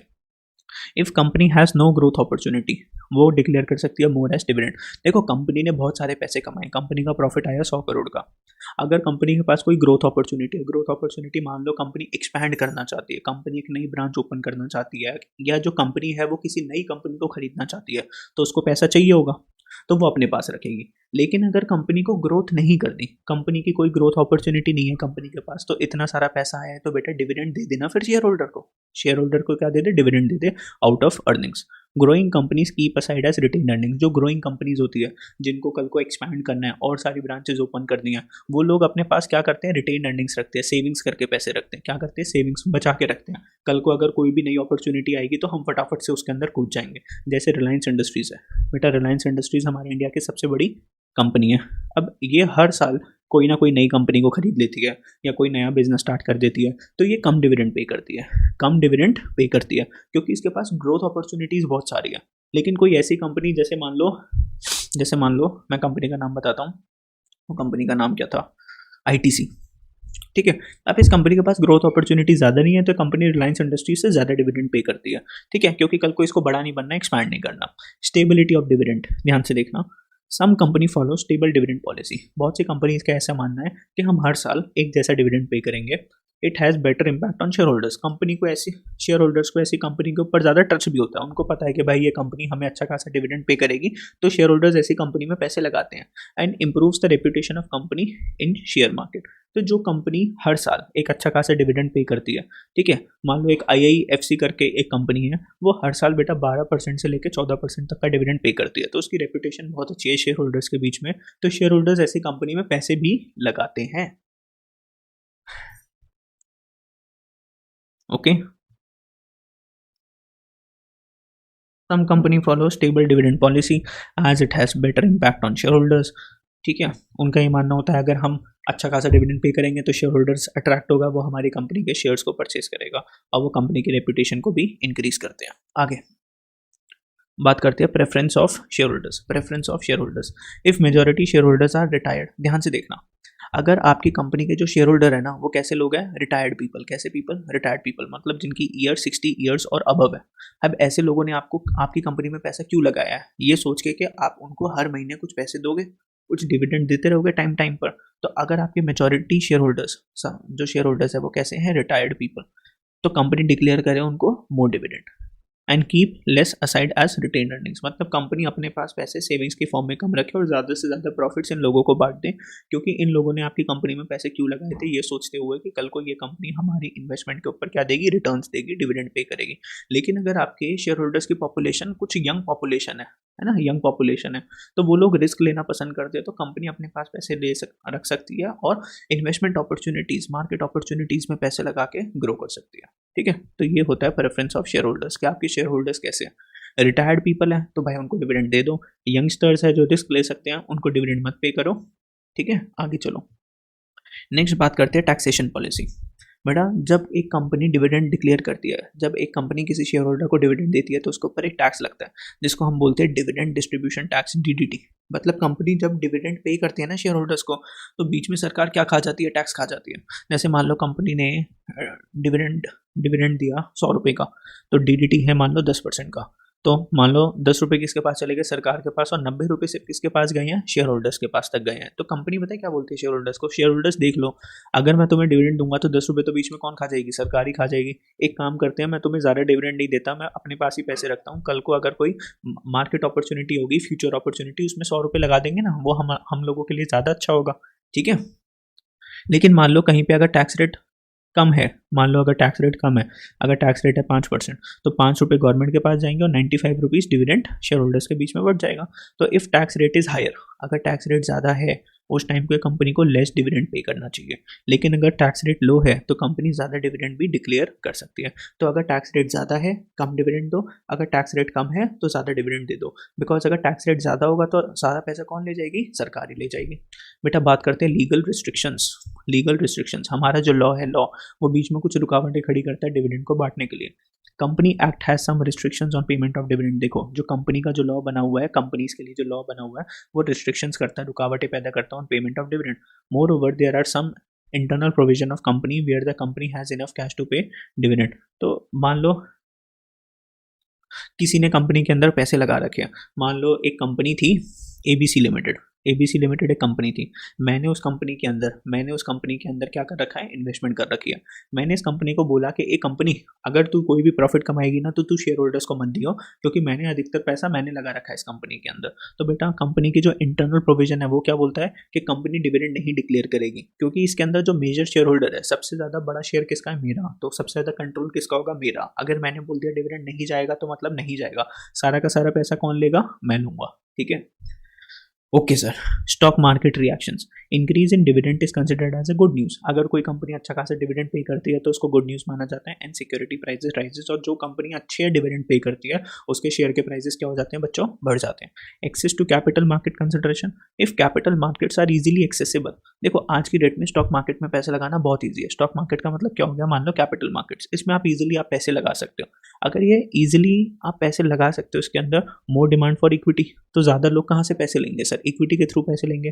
ज़्यादातर कंपनीज कहाँ से पैसे लेंगे, इक्विटी। मान लो अगर ये प्रोसेस बहुत लंबा होता, आज आप अगर शेयर मार्केट में पैसे लगाना चाहते हो 2 दिन के अंदर आपका अकाउंट खुल जाता है, तीसरे दिन से आप लोग शेयर्स में पैसे लगा सकते हो। प्रोसेस बहुत सिंपल हो चुका है, आपको घर से बाहर निकलने की भी ज़रूरत नहीं है। घर बैठे बैठे कंपनी वाला आएगा, आपसे डॉक्यूमेंट लेगा, आपका अकाउंट ओपन कर देगा। तो कंपनीज इजीली कहाँ से पैसे ले सकती है, फिर इक्विटी शेयर होल्डर से पैसे ले सकती है, मतलब हम जैसे लोगों से पैसे ले सकती है। अगर ये प्रोसेस मुश्किल होता है स्टॉक मार्केट में पैसे लगाने का, तो मैं कभी स्टॉक मार्केट में पैसे लगाता ही नहीं, क्योंकि अकाउंट खोलने में ही बहुत सारी प्रॉब्लम्स आ जाएगी। तो अगर capital markets are easily accessible, अगर आप इजीली स्टॉक मार्केट में पैसे लगा सकते हो, तो ज़्यादातर कंपनीज कहाँ से पैसे लेंगी, equity. Company can declare more dividend and raise capital from capital markets. Company ज़्यादा डिविडेंड दे देगी, लोगों को लालच देगी, और लोग किस में पैसे लगा देंगे, स्टॉक मार्केट में पैसे लगा देंगे। तो बेटा ये था सारा हमारा फैक्टर्स अफेक्टिंग डिविडेंड डिसीजन, जो कि मैंने 10 के 10 पॉइंट आप लोगों को एक्सप्लेन कर दिया। फटाफट से एक बार रीडिंग कर लो, आप लोग नोट्स है उससे रीडिंग कर लो।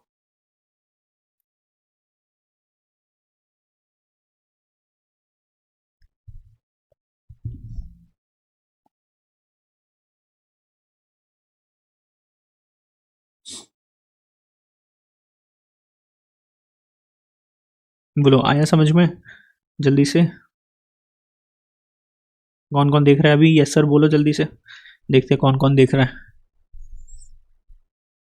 कौन है अपने होनहार बच्चे और कौन निकले नालायक बच्चे जिन्होंने इतनी बढ़िया रिवीजन को भी स्किप कर दिया।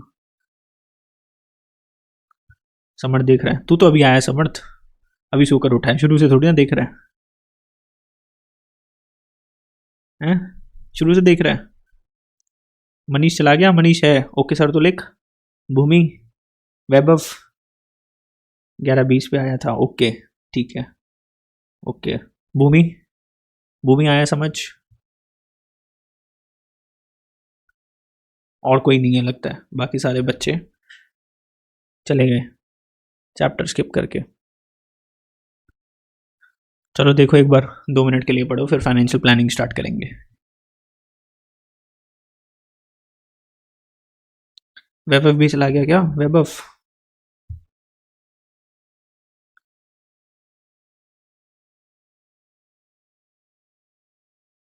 हाँ मनीष तू है, मेरे को पता है।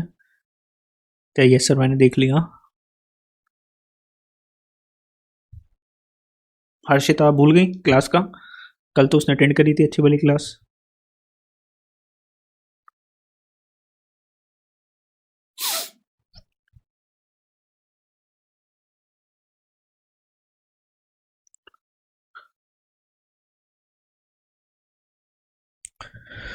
चलो भाई स्टार्ट करते हैं, किसके साथ, फाइनेंशियल प्लानिंग के साथ स्टार्ट करते हैं। क्या होती है फाइनेंशियल प्लानिंग?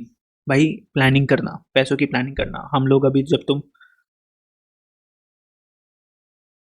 फाइनेंशियल प्लानिंग क्या होती है देखो, it means deciding in advance how much to spend on what to spend. मतलब पहले से ही देख लेना कि आपको कहाँ पर खर्चा करना है, कितना खर्चा करना है, according to funds at your disposal. आपके पास जो पैसे जो पड़े हुए हैं उसमें से आप पहले ही सोच लो कि आपको कहाँ पर खर्चा करना है, ठीक है, और किस पर कितना खर्चा करना है। तो पहले ही आपने सोच लिया कि कौन सी चीज़ पर कितना खर्चा करना है, इसको क्या बोलते हैं, financial planning.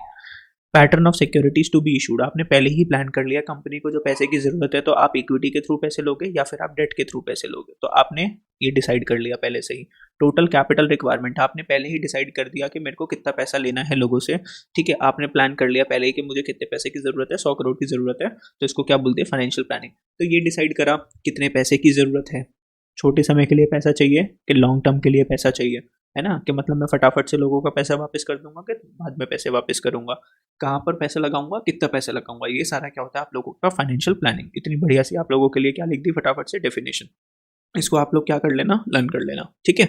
Next, why financial planning. Sir ये जो फाइनेंशियल प्लानिंग है इसकी जरूरत क्यों है, सर ये जो फाइनेंशियल प्लानिंग है इसकी जरूरत क्यों है, सर इसकी ज़रूरत है to ensure availability of funds whenever required. जब आपको पैसे की ज़रूरत है उस टाइम आपको पैसा होना चाहिए, उस टाइम आपके पास पैसे होने चाहिए। मान लो मार्केट के अंदर एक अपॉर्चुनिटी आई, जैसे मान लो कोविड आया था 2020 के अंदर, तो जिन लोगों के पास पैसे थे उन्होंने फटाफट से बेटा अपना बिजनेस स्विच कर दिया, मास्क के बिजनेस में चले गए, सैनिटाइजर्स बनाने के बिजनेस में चले गए। तो जिसके पास पैसा था वो लोग ही तो कर पाए ना।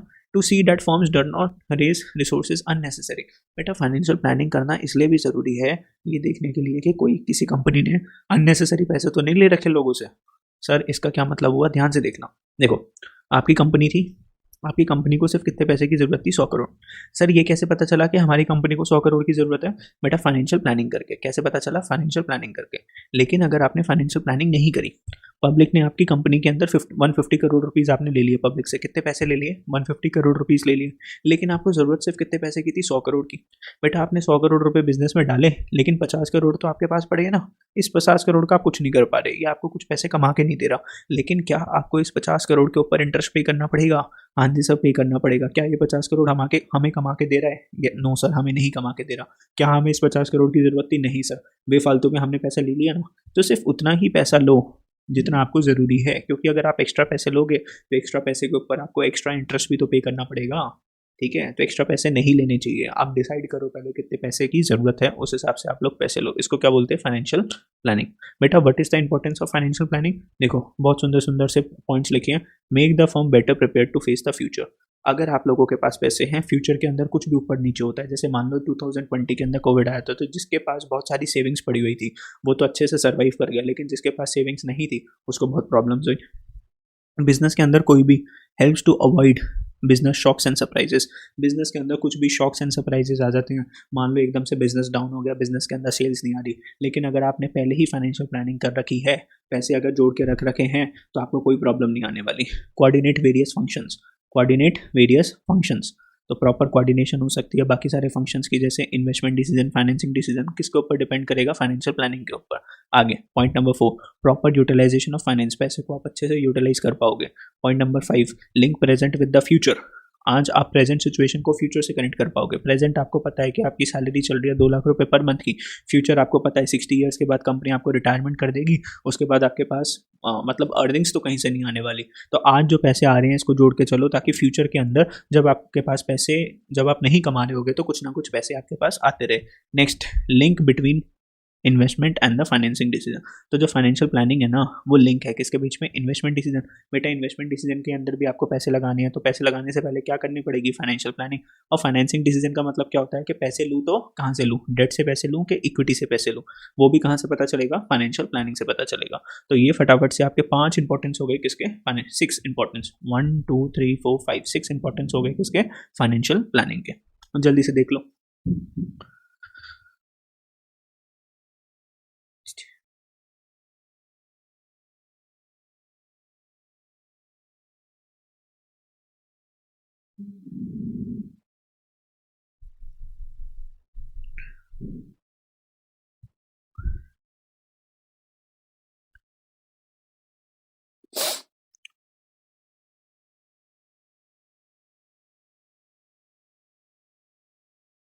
चलो इजी सा टॉपिक था आगे। अब बात करते हैं बेटा, नेक्स्ट टॉपिक आ रहा है हमारा super duper important topic, that is capital structure. ये टॉपिक्स अपने आप में इतने इंपॉर्टेंट टॉपिक्स हैं ना कि इनके तो जितनी बार भी पढ़ लो उतना कम है। कैपिटल स्ट्रक्चर, कैपिटल स्ट्रक्चर का मतलब होता है कि कंपनी को अगर कैपिटल चाहिए तो उसके अंदर कितना हम पैसा डेट से ले और कितना पैसा हम लोग इक्विटी से ले, कितना पैसा डेट से ले कितना पैसा इक्विटी से ले, उसको बोलते हैं कंपनी का कैपिटल स्ट्रक्चर। कि कंपनी में अगर आपने कैपिटल लगाई है तो मान लो डेट से कितने पैसे लगाए, इक्विटी से कितने पैसे लगाए। तो capital structure means the proportion, मतलब एक रेशो किसकी, डेट की, इक्विटी की, use for financing the operations, business में जो पैसे की जरूरत है उसको फाइनेंस करने के लिए। तो डेट के लिए आपको 60% पैसे चाहिए, इक्विटी के लिए मान लो आपने 40% डिसाइड करा, तो this is known as capital structure. देखो, debt and equity differs in cost and risk. Debt और इक्विटी, कॉस्ट में और रिस्क में क्या होता है, इन दोनों में डिफरेंस होता है। Debt involves less cost, debt में कम कॉस्ट लगती है, but it is very risky. बेटा डेट से पैसा लेना सस्ता होता है लेकिन ज़्यादा रिस्की होता है, बिकॉज हर महीने आपको पैसे किसी के वापस करने होते हैं। Whereas equity are expensive, equity से पैसा लेना मुश्किल होता है बिकॉज फ्लोटेशन कॉस्ट ज़्यादा लगती है, इसके अंदर एडवर्टीजमेंट ज़्यादा करनी पड़ती है अपने शेयर्स को बेचने के लिए, but they are safe securities from company point of view. लेकिन कंपनीज के लिए ज़्यादा ये सेफ है, कंपनी को अगर प्रॉफिट होता है तो वो डिविडेंड दे देगी, वरना डिविडेंड नहीं देगी। डेट इज रिस्की, डेट क्यों रिस्की है, because of regular interest payment on debt. Legal obligation है बेटा, आपको वापस करना पड़ेगा, नहीं करा तो आपको जेल भेज देंगे government. In case they fail to pay debt securities, holders can claim over the assets of the company. कल को अगर आप पैसा दे नहीं पाए तो वो लोग आपकी कंपनी में आएंगे और आप लोगों की एसेट्स छीन के ले जाएंगे। And if the firm fails to meet return on principal amount, it can even go to liquidation and state of insolvency. अगर आपके एसेट्स बेचने से भी अगर उनके पैसे पूरे नहीं हो रहे तो आपकी कंपनी को बंद कर दिया जाएगा, आपकी कंपनी की सारी एसेट्स को बेच दिया जाएगा, और जिन जिन लोगों के आपने पैसे ले रखे हैं उनको आपको पैसे वापस करने पड़ेंगे। Equity securities are safe investment. बेटा इक्विटी शेयर्स कैसे होते हैं, सेफ इन्वेस्टमेंट होती है from the point of view of company, as company has no legal obligation to pay dividend. मतलब कंपनी को डिविडेंड पे करना है तो वो डिविडेंड पे करेगी, वरना डिविडेंड नहीं पे करेगी if it is running in loss. But these are expensive securities. लेकिन बेटा यहाँ से पैसा लेना क्या है, एक्सपेंसिव है। एक्सपेंसिव क्यों है सर, क्योंकि सर एडवर्टीजमेंट कॉस्ट ज़्यादा है, फ्लोटेशन कॉस्ट यहाँ पर ज़्यादा है। अब बेटा एक आएगा सबसे मेजर टॉपिक, सबसे मेजर और सबसे बड़ा topic, factors determining capital structure. मतलब सर ये डिसाइड करना कि मैं डेट से पैसे लूँ कि इक्विटी से पैसे लूँ, और कितने प्रपोर्शन में। मतलब डेट से मान लो मैं 60% पैसे लूँ, इक्विटी से मैं 40% पैसे लूँ, ये मेरे को डिसाइड करना है। मुझे अपना कंपनी का कैपिटल स्ट्रक्चर डिसाइड करना है। तो कितने फैक्टर्स है इसके, बेटा ध्यान से देखो। पहला क्या है, कैश फ्लो पोजीशन। दूसरा है इंटरेस्ट कवरेज रेशो। तीसरा है debt service coverage ratio. Fourth है रिटर्न ऑन इन्वेस्टमेंट। फिफ्थ है कॉस्ट ऑफ डेट। आगे सिक्स्थ है टैक्स रेट। फिर सेवन्थ है कॉस्ट ऑफ इक्विटी। एट्थ है फ्लोटेशन कॉस्ट। नाइन्थ है आपका फ्लेक्सिबिलिटी। और टेंथ क्या है, रिस्क कंसिडरेशन। टेंथ क्या है आप लोगों का, रिस्क कंसिडरेशन। ठीक है चलो, तो 10 हमारे पॉइंट्स हैं, नहीं 10 नहीं, 11 12 13 14। 11th क्या है, कंट्रोल। 12th क्या है, रेगुलेटरी फ्रेमवर्क। 13 है स्टॉक मार्केट कंडीशन। और 14 है capital structure of other companies. तो ये सारे 14 पॉइंट्स अभी हम लोगों को डिस्कस करने हैं। सर ये 14 पॉइंट्स किसके हैं। अब ये मत सोचना कि सर हमें सिर्फ 4-5 पॉइंट लर्न कर लेंगे और चल जाएगा, क्या बेटा ऐसा नहीं चलता। किसी भी पॉइंट से केस स्टडी आ जाएगी, किसी भी पॉइंट से। तो इसलिए ये अपने आप में क्या हो जाता है, बहुत ज़्यादा इंपॉर्टेंट टॉपिक हो जाता है। ध्यान से देख लेना है इसको, ठीक है चलो।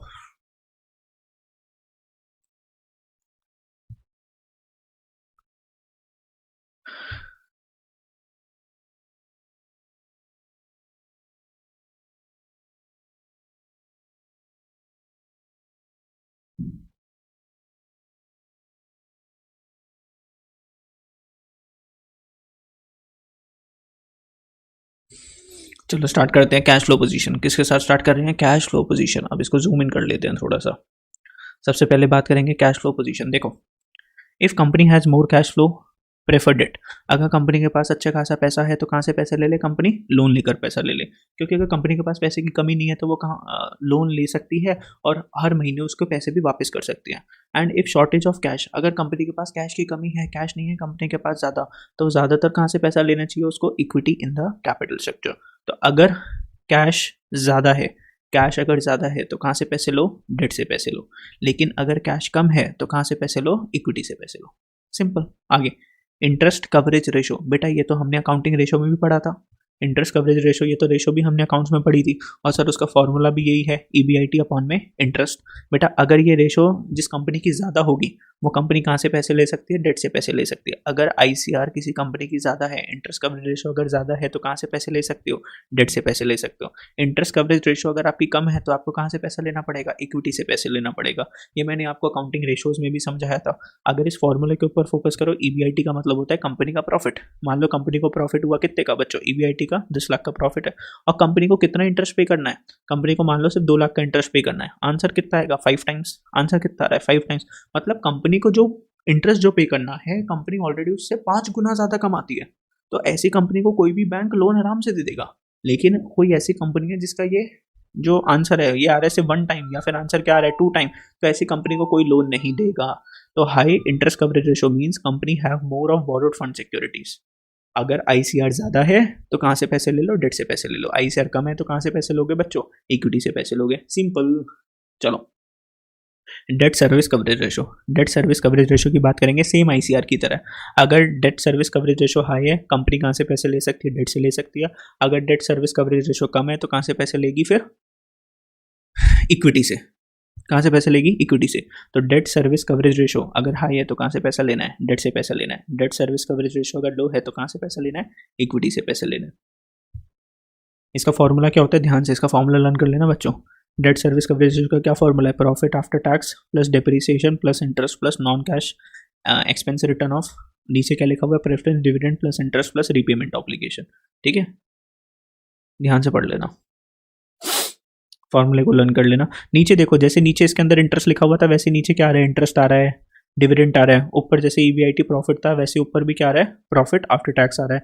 फिर डिप्रिसिएशन, इंटरेस्ट। अब इसको ज़्यादा मैं समझा नहीं रहा बिकॉज अल्टीमेटली आपको यही पता होना चाहिए, अगर किसी कंपनी का डेट सर्विस कवरेज रेशो ज़्यादा है तो वो पैसे कहाँ से लेगी? डेट से। डेट सर्विस रेशो कम है तो कहाँ से पैसा ले रहा है? इक्विटी से।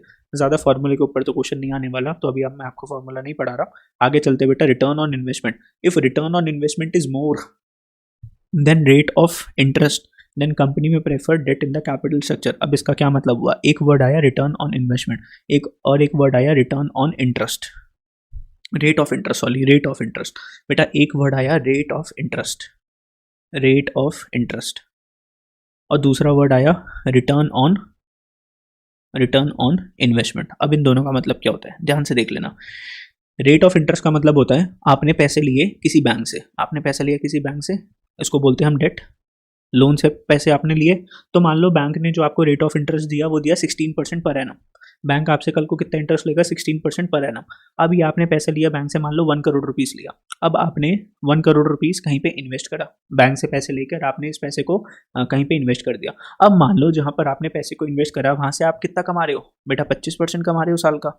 25% जो आपने कमाया उसमें से 16% तो आपने बैंक को दे दिया, तो आपके हाथ में कितना आया? 9%। लेकिन अगर ऐसा होता आप कहीं पे पैसे लगा रहे हो उसमें सिर्फ आप कमा रहे हो 15%, मतलब आपने बैंक से पैसा लिया 16% पे और उस पैसे को आपने कहीं पे इन्वेस्ट करा, आप कमा रहे हो 15%, तो बेटा -1% आपको क्या हो रहा है? लॉस हो रहा है। तो जब तक आपका रिटर्न ऑन इन्वेस्टमेंट ज़्यादा है किससे?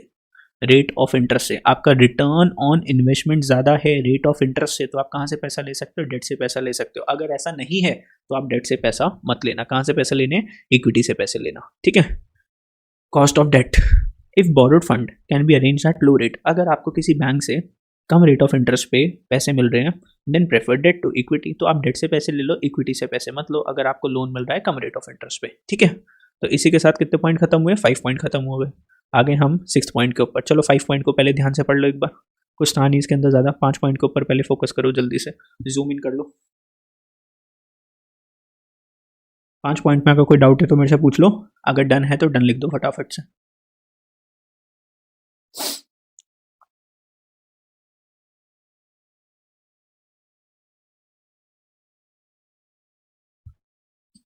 फिर मैं आपको नेक्स्ट 5 पॉइंट पढ़ाऊंगा।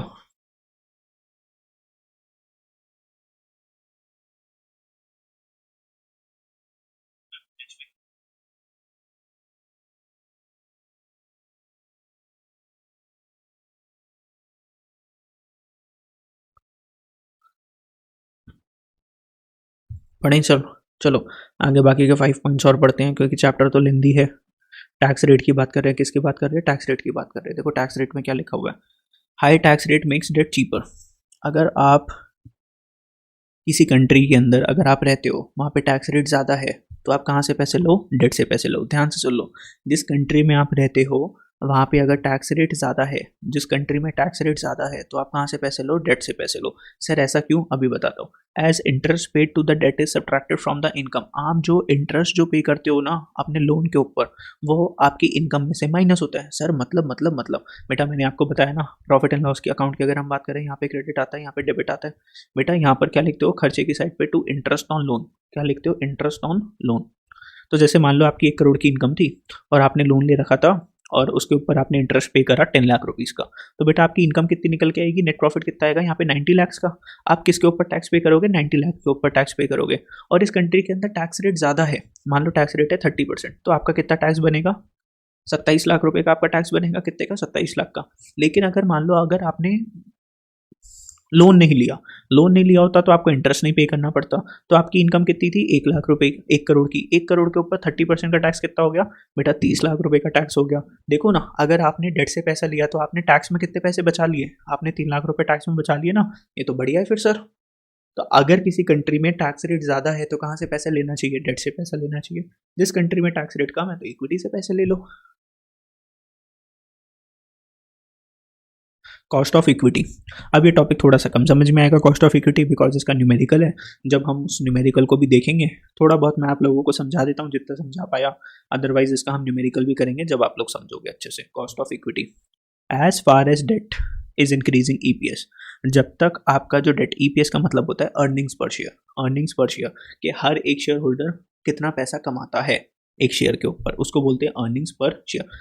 ठीक है, जैसे मान लो मेरी कंपनी के अंदर 30 लाख रुपए मैंने कमाए, नेट प्रॉफिट कितना था, 30 लाख रुपए, और मेरी कंपनी के कितने शेयर होल्डर्स थे सर, 3 लाख शेयर होल्डर थे। तो हर एक शेयर होल्डर को कितने रुपए मिलेंगे, 10 रुपए मिलेंगे हर एक शेयर के ऊपर। इसको बोलते हैं ईपीएस, अर्निंग्स पर शेयर। मेरा प्रॉफिट कितना था, 30 लाख रुपए का, मेरे नंबर ऑफ शेयर होल्डर्स कितने थे, 3 लाख, तो हर एक बंदे को मैं हर एक शेयर के ऊपर कितने पैसे दे रहा हूँ, 10 लाख रुपए, इसको 10 रुपए, इसको मैं क्या बोलता हूँ, ईपीएस, अर्निंग्स पर शेयर, कि मेरा हर एक शेयर होल्डर कितने पैसे कमा रहा है, हर एक शेयर के ऊपर सर जी 10 रुपए कमा रहा है। तो एज फार एज, जब तक डेट जो है वो इंक्रीज कर रहा है ईपीएस, जब तक जो लोन है वो मेरे ईपीएस को इंक्रीज कर रहा है, we can include it in capital structure, जब तक हम डेट से पैसा ले सकते हैं, कैपिटल स्ट्रक्चर में डेट को रख सकते हैं। मतलब जब तक मेरा डेट है वो मेरे ईपीएस को इंक्रीज कर रहा है, आप डेट से पैसे लेते रहो। लेकिन जिस दिन डेट के वजह से आपका जो ईपीएस है वो फॉल कर गया, उस दिन आपको क्या करना चाहिए, डेट से पैसे नहीं लेने चाहिए। कहाँ से पैसे लेने चाहिए, इक्विटी से पैसे लेने चाहिए। बच्चों ये वाला पॉइंट मैं आप लोगों को उससे भी समझाऊंगा, प्रैक्टिकल एग्जांपल से भी समझाऊंगा, प्रैक्टिकल क्वेश्चन भी आ सकता है इसका, ठीक है। अभी से के लिए सिर्फ इतना समझ लो, थोड़ा सा इसको समझ लो, थोड़ा सा रट्टा मार लो इसको। अगर मैंने डेट से पैसे लिए और मेरा ईपीएस बढ़ रहा है, अर्निंग्स पर शेयर बढ़ रहा है, तो कोई दिक्कत नहीं, आप डेट से पैसे लेते रहो। लेकिन जिस दिन आपने डेट से पैसे लिए और डेट के पैसे की वजह से आपका ईपीएस गिर गया, अर्निंग्स पर शेयर कम हो गया, तो आपको कहाँ से पैसे लेने पड़ेंगे, फिर इक्विटी से पैसे लो, डेट से पैसे मत लेना। कैपिटल स्ट्रक्चर के अंदर डेट को कम कर दो, इक्विटी से पैसे ले लो, ठीक है। बात करते हैं बेटा आगे flotation cost. Less cost is incurred in the debt securities as compare to equity. मैंने क्या बताया था फ्लोटेशन कॉस्ट के अंदर, कि फ्लोटेशन कॉस्ट किसके अंदर कम लगती है, फ्लोटेशन कॉस्ट डेट के अंदर कम लगती है ना, डेट के अंदर कम फ्लोटेशन कॉस्ट लगती है। तो आप पैसे कहाँ से ले सकते हो, डेट से पैसे ले सकते हो। तो less cost is incurred in debt securities as compare to equity. Equity के अंदर फ्लोटेशन कॉस्ट ज़्यादा लगती है। फ्लोटेशन कॉस्ट क्या था, अंडर राइटर्स कमीशन को पे करना, प्रोस्पेक्टस पे करना, एडवर्टीजमेंट का खर्चा पे करना, ठीक है। Okay sir, what is flexibility, what is flexibility, देखो ध्यान से, बहुत इंपॉर्टेंट है ये वाला पॉइंट।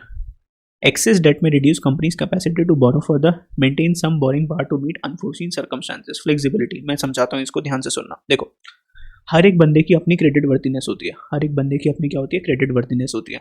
मान लो आज के दिन अगर आप लोग लोन लेने के लिए जाते हो तो बैंक सिर्फ आपको 2 लाख रुपए का लोन देता है, ठीक है। आपको देख के सिर्फ कितने, आपको देख के नहीं मतलब आपका, क्योंकि अभी ये तुम लोगों का क्या है, बैंक अकाउंट वगैरह तो ओपन नहीं है।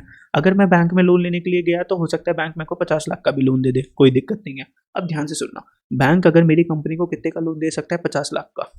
तो अगर मैंने सारा का सारा लोन 50 लाख का अगर मैंने लोन ले लिया और कल को कंपनी के ऊपर एकदम से कोई प्रॉब्लम आ गई और फिर मैं बैंक के पास गया कि बैंक मुझे और पैसे दे दे, तो बैंक क्या बोलेगा, भाई तेरी लिमिट थी 50 लाख की, ऑलरेडी तू 50 लाख का लोन ले चुका है, तो मैं तेरे को और पैसे नहीं दूंगा।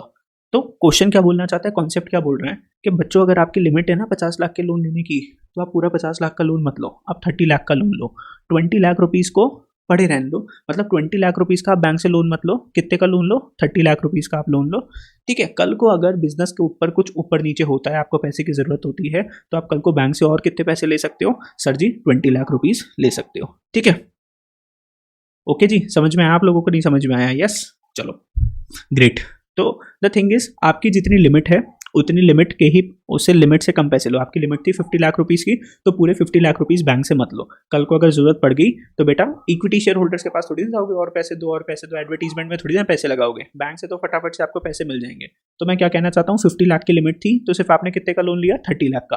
20 लाख की लिमिट को पड़े रहने दो, कल को अगर जरूरत पड़ी पैसे की तो 20 लाख का और लोन ले लेना, ठीक है। Okay sir, next. तो ये था आपका फ्लेक्सिबिलिटी। देखो क्या लिखा हुआ है, एक्सेस डेट में reduce company's capacity. Excess debt, आपने ज़्यादा लोन ले लिया बैंक से तो आपकी कैपेसिटी को कम हो जाएगी टू बोरो फर्दर, कल को बैंक आपको और पैसा नहीं देगा। तो मेंटेन सम बोरिंग पावर, अपने पास कुछ बोरिंग पावर मेंटेन रहने दो। जैसे मेरी कैपेसिटी थी 50 लाख की, मैंने सिर्फ 30 लाख का लोन रखा, तो मेरी बोरिंग पावर कितनी रही बेटा, 20 लाख का मैं और लोन ले सकता था। किस चीज़ के लिए, अनफोर्सिन सर्कमस्टांसेस, कल को कुछ ऊपर नीचे हो गया बिजनेस के अंदर, तो मैं 20 लाख रुपए बैंक से लेकर अपने बिजनेस को रन कर सकता हूँ अच्छे से। रिस्क कंसिडरेशन, फाइनेंशियल रिस्क क्या होता है, देखो ध्यान से, risk consideration, financial risk. Financial risk का मतलब क्या होता है, कंपनी अनेबल टू पे फाइनेंशियल कमिटमेंट्स। अब अगर मैंने डेट से पैसा लिया तो मुझे हर महीने बैंक को ईएमआई पे करनी पड़ेगी। फाइनेंशियल रिस्क क्या बोलता है, जिस दिन मैं अपनी बैंक की ईएमआई नहीं पे कर पाया उसको बोलते हैं क्या, फाइनेंशियल रिस्क, उसको क्या बोलते हैं, financial risk. If risk high, अगर ये रिस्क ज़्यादा है, लो डेट सिक्योरिटीज प्रेफर्ड। अगर ऑलरेडी आपका फाइनेंशियल रिस्क बहुत ज़्यादा है, ऑलरेडी आपने बहुत सारी कमिटमेंट कर रखी है, मैंने कार का भी लोन ले रखा है, होम का भी लोन ले रखा है, मोबाइल भी लोन पर है, लैपटॉप भी लोन पर है, तो अगर मैं एक और लोन ले लूंगा ना तो ऐसा फाइनेंशियल रिस्क ज़्यादा है, तो मुझे ज़्यादा फाइनेंशियल रिस्क नहीं लेना चाहिए, मुझे डेट से पैसे नहीं लेने चाहिए। कहाँ से पैसे लेने चाहिए, इक्विटी से पैसे लेने चाहिए। ओके, समझे मेरी बात, नहीं समझे, समझ गए सर। बात करते हैं कंट्रोल। अभी मैंने कंट्रोल आप लोगों को समझाया था। अगर शेयर होल्डर अपना कंट्रोल दूसरे के हाथ में देना चाहते हैं तो इक्विटी के थ्रू पैसे ले लो, लेकिन आप अगर अपनी कंपनी का कंट्रोल अपने पास ही रखना चाहते हो तो कहाँ से पैसे लेना चाहिए, डेट से पैसे लेने चाहिए। रेगुलेटरी फ्रेमवर्क, बेटा से ये सारी स्टॉक मार्केट को कौन कंट्रोल करता है, सेबी कंट्रोल करता है, securities and exchange board of India, ठीक है। स्टॉक मार्केट को कौन कंट्रोल करता है, सेबी। और लोन्स को कौन कंट्रोल करता है, मॉनेटरी पॉलिसीज को कौन कंट्रोल करता है, आरबीआई। तो अगर आपको शेयर्स इशू करने हैं, डिवेंचर्स इशू करने हैं, तो सेबी गाइडलाइंस बताती है कि आप लोग कितने शेयर्स इशू कर सकते हो, है ना। शेयर्स वाले टॉपिक मैंने आपको पढ़ाया था।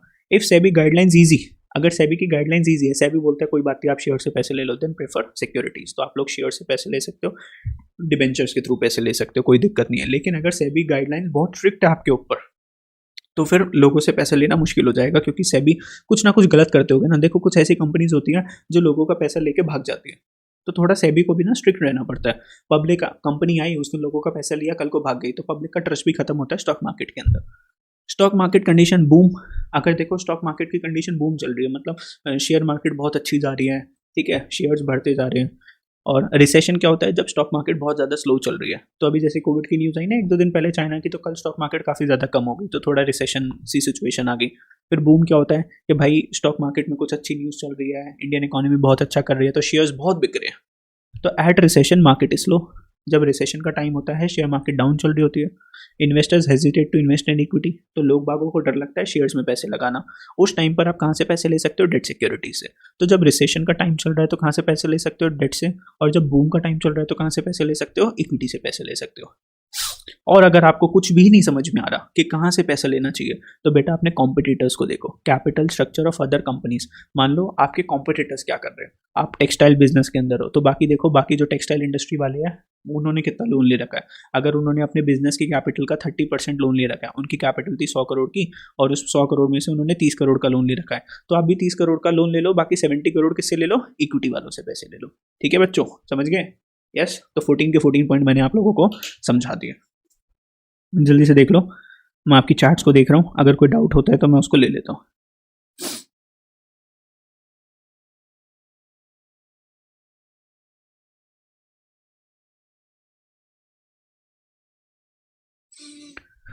बता दो, ध्यान से पढ़ लो, 14 पॉइंट्स नोट्स हैं आप लोगों के पास।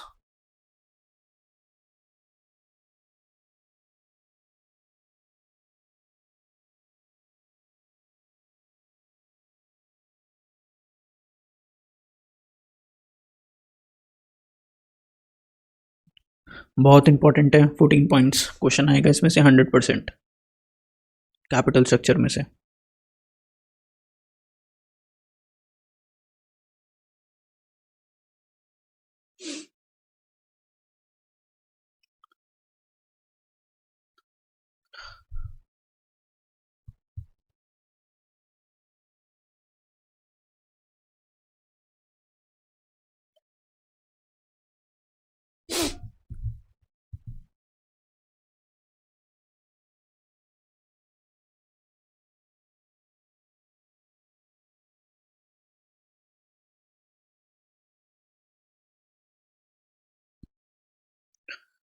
नेक्स्ट पॉइंट स्टार्ट करते हैं फिर फिक्स्ड कैपिटल के साथ। बेटा फिक्स्ड कैपिटल क्या होता है? बड़ी बड़ी एसेट्स के अंदर पैसे लगाना। जैसे नीचे फोटोज आपको दिख रहा है ना, ये बड़ी सी क्रेन परचेज करना, ये जेसीबी वगैरह परचेज करना, बड़ी सी बिल्डिंग परचेज करना, इसको क्या बोलते हैं? Fixed capital.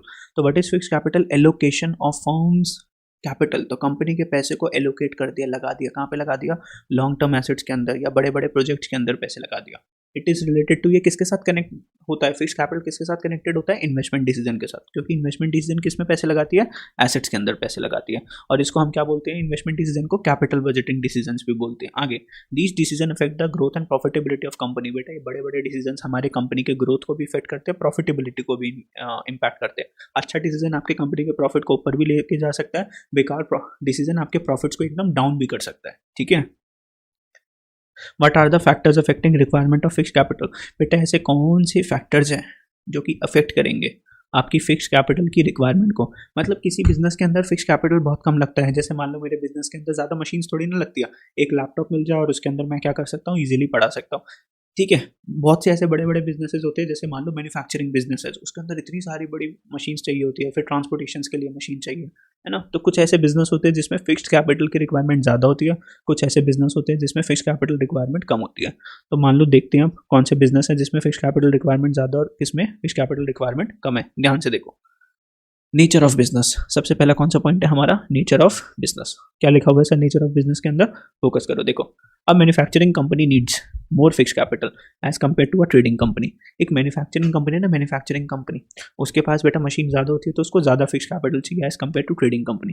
तो मैन्युफैक्चरिंग कंपनी को ज़्यादा फिक्स कैपिटल चाहिए versus a trading company. Trading company क्या होती है? जिसने बना बनाया सामान खरीदा और बेच दिया कस्टमर्स को। तो ट्रेडर्स होते हैं ना, जैसे शॉपिंग मॉल्स में आप लोग जाते हो, बना बनाया सामान खरीदते हो और बेच देते हो, तो उनको फिक्स कैपिटल कम चाहिए, उनको एसेट ज़्यादा नहीं चाहिए। लेकिन मैन्युफैक्चरिंग कंपनी को ज़्यादा एसेट्स लगता है। बात करते हैं scale of operation. Large scale requires more fix capital. अगर आप बहुत बड़े लेवल पे बिजनेस करना चाहते हो तो ऑब्वियसली आपको ज़्यादा फिक्स कैपिटल लगेगी, as they need more machineries. बड़ा बिजनेस तो ज़्यादा machinery, where small scale business require less fix capital. छोटे लेवल पर अगर आप बिजनेस कर रहे हो तो कम आपको एसेट में भी काम चलेगा। Technique of production, capital intensive technique. Capital intensive technique क्या बोलती है कि सर हम यहाँ पे लेबर ज़्यादा नहीं रख रखी, हम यहाँ पे मशीन के थ्रू काम कर रहे हैं। किसके थ्रू काम कर रहे हैं? मशीन्स। कैपिटल इंटेंसिव टेक्निक क्या बोलती है? Machines are more than labourers. सारी ऑटोमेटिक मशीन्स है हमारे पास, इसके अंदर रिक्वायर मोर फिक्स कैपिटल। मतलब आपने ऑटोमेटिक मशीन्स परचेज कर रही है, रोबोट्स वगैरह काम कर रहे हैं, आपको ज़्यादा लेबर्स की जरूरत नहीं है। तो बेटा जब सारी मशीन्स काम कर रही है तो फिक्स्ड कैपिटल ज़्यादा चाहिए। वेयर एज लेबर इंटेंसिव, ऐसी कंपनीज जिसके अंदर सिर्फ कौन काम कर रही है? लेबरर्स, ज़्यादा मशीन्स काम नहीं कर रही, तो वहाँ पे लेस फिक्स्ड कैपिटल चाहिए, वहाँ पे लेस फिक्स्ड कैपिटल चाहिए। ओके सर जी, आ गया हमें समझ। Technology upgradation. Industries invest technology upgradation is fast. मान लो मोबाइल इंडस्ट्री, बेटा हर 6 महीने के अंदर मोबाइल के अंदर कुछ ना कुछ नया आता जा रहा है, उसमें amount of fix capital, more amount of fix capital. ऐसी कंपनीज के अंदर फिक्स कैपिटल ज़्यादा लगेगा। क्यों? बार बार हमें अपनी मशीन्स को चेंज करना पड़ेगा, बिकॉज टेक्नोलॉजी बार बार बदलती जा रही है। As old machines become obsolete, पुरानी मशीन क्या हो जाती है? ऑब्सोलीट हो जाती है सर, टेक्नोलॉजी उसकी पुरानी हो जाती है, तो उसको बदलना पड़ता है, बिकॉज मार्केट में नई मशीन्स आ गई और नए चीज़ से हमें क्या करना है? बिजनेस करना है। सिंपल। आगे, डाइवर्सिफिकेशन। नेक्स्ट पॉइंट क्या है आपका? डाइवर्सिफिकेशन।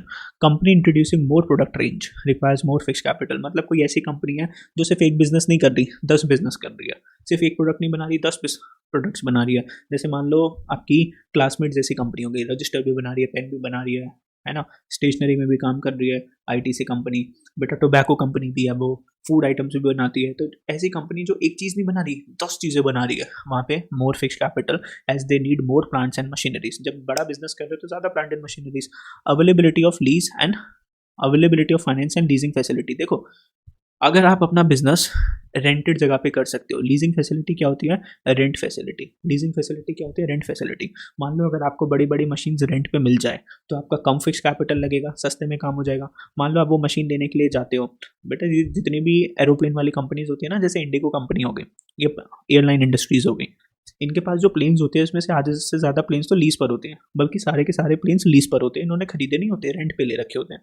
बिकॉज अगर खरीदने को जाएंगे तो एक एक प्लेन 100 दो सौ करोड़ का रेंट होता है उनका, 10 12 करोड़ का, तो कम में काम हो जाता है उनका। तो if this facility is available, मान लो अगर आपको मशीन या जगह रेंट पे मिल रही है तो लेस फिक्स कैपिटल लगेगी, as there is no need to buy costly machineries, क्योंकि महंगी महंगी मशीन खरीदने की जरूरत नहीं है, रेंट पे ले लो, अपना काम चला लो।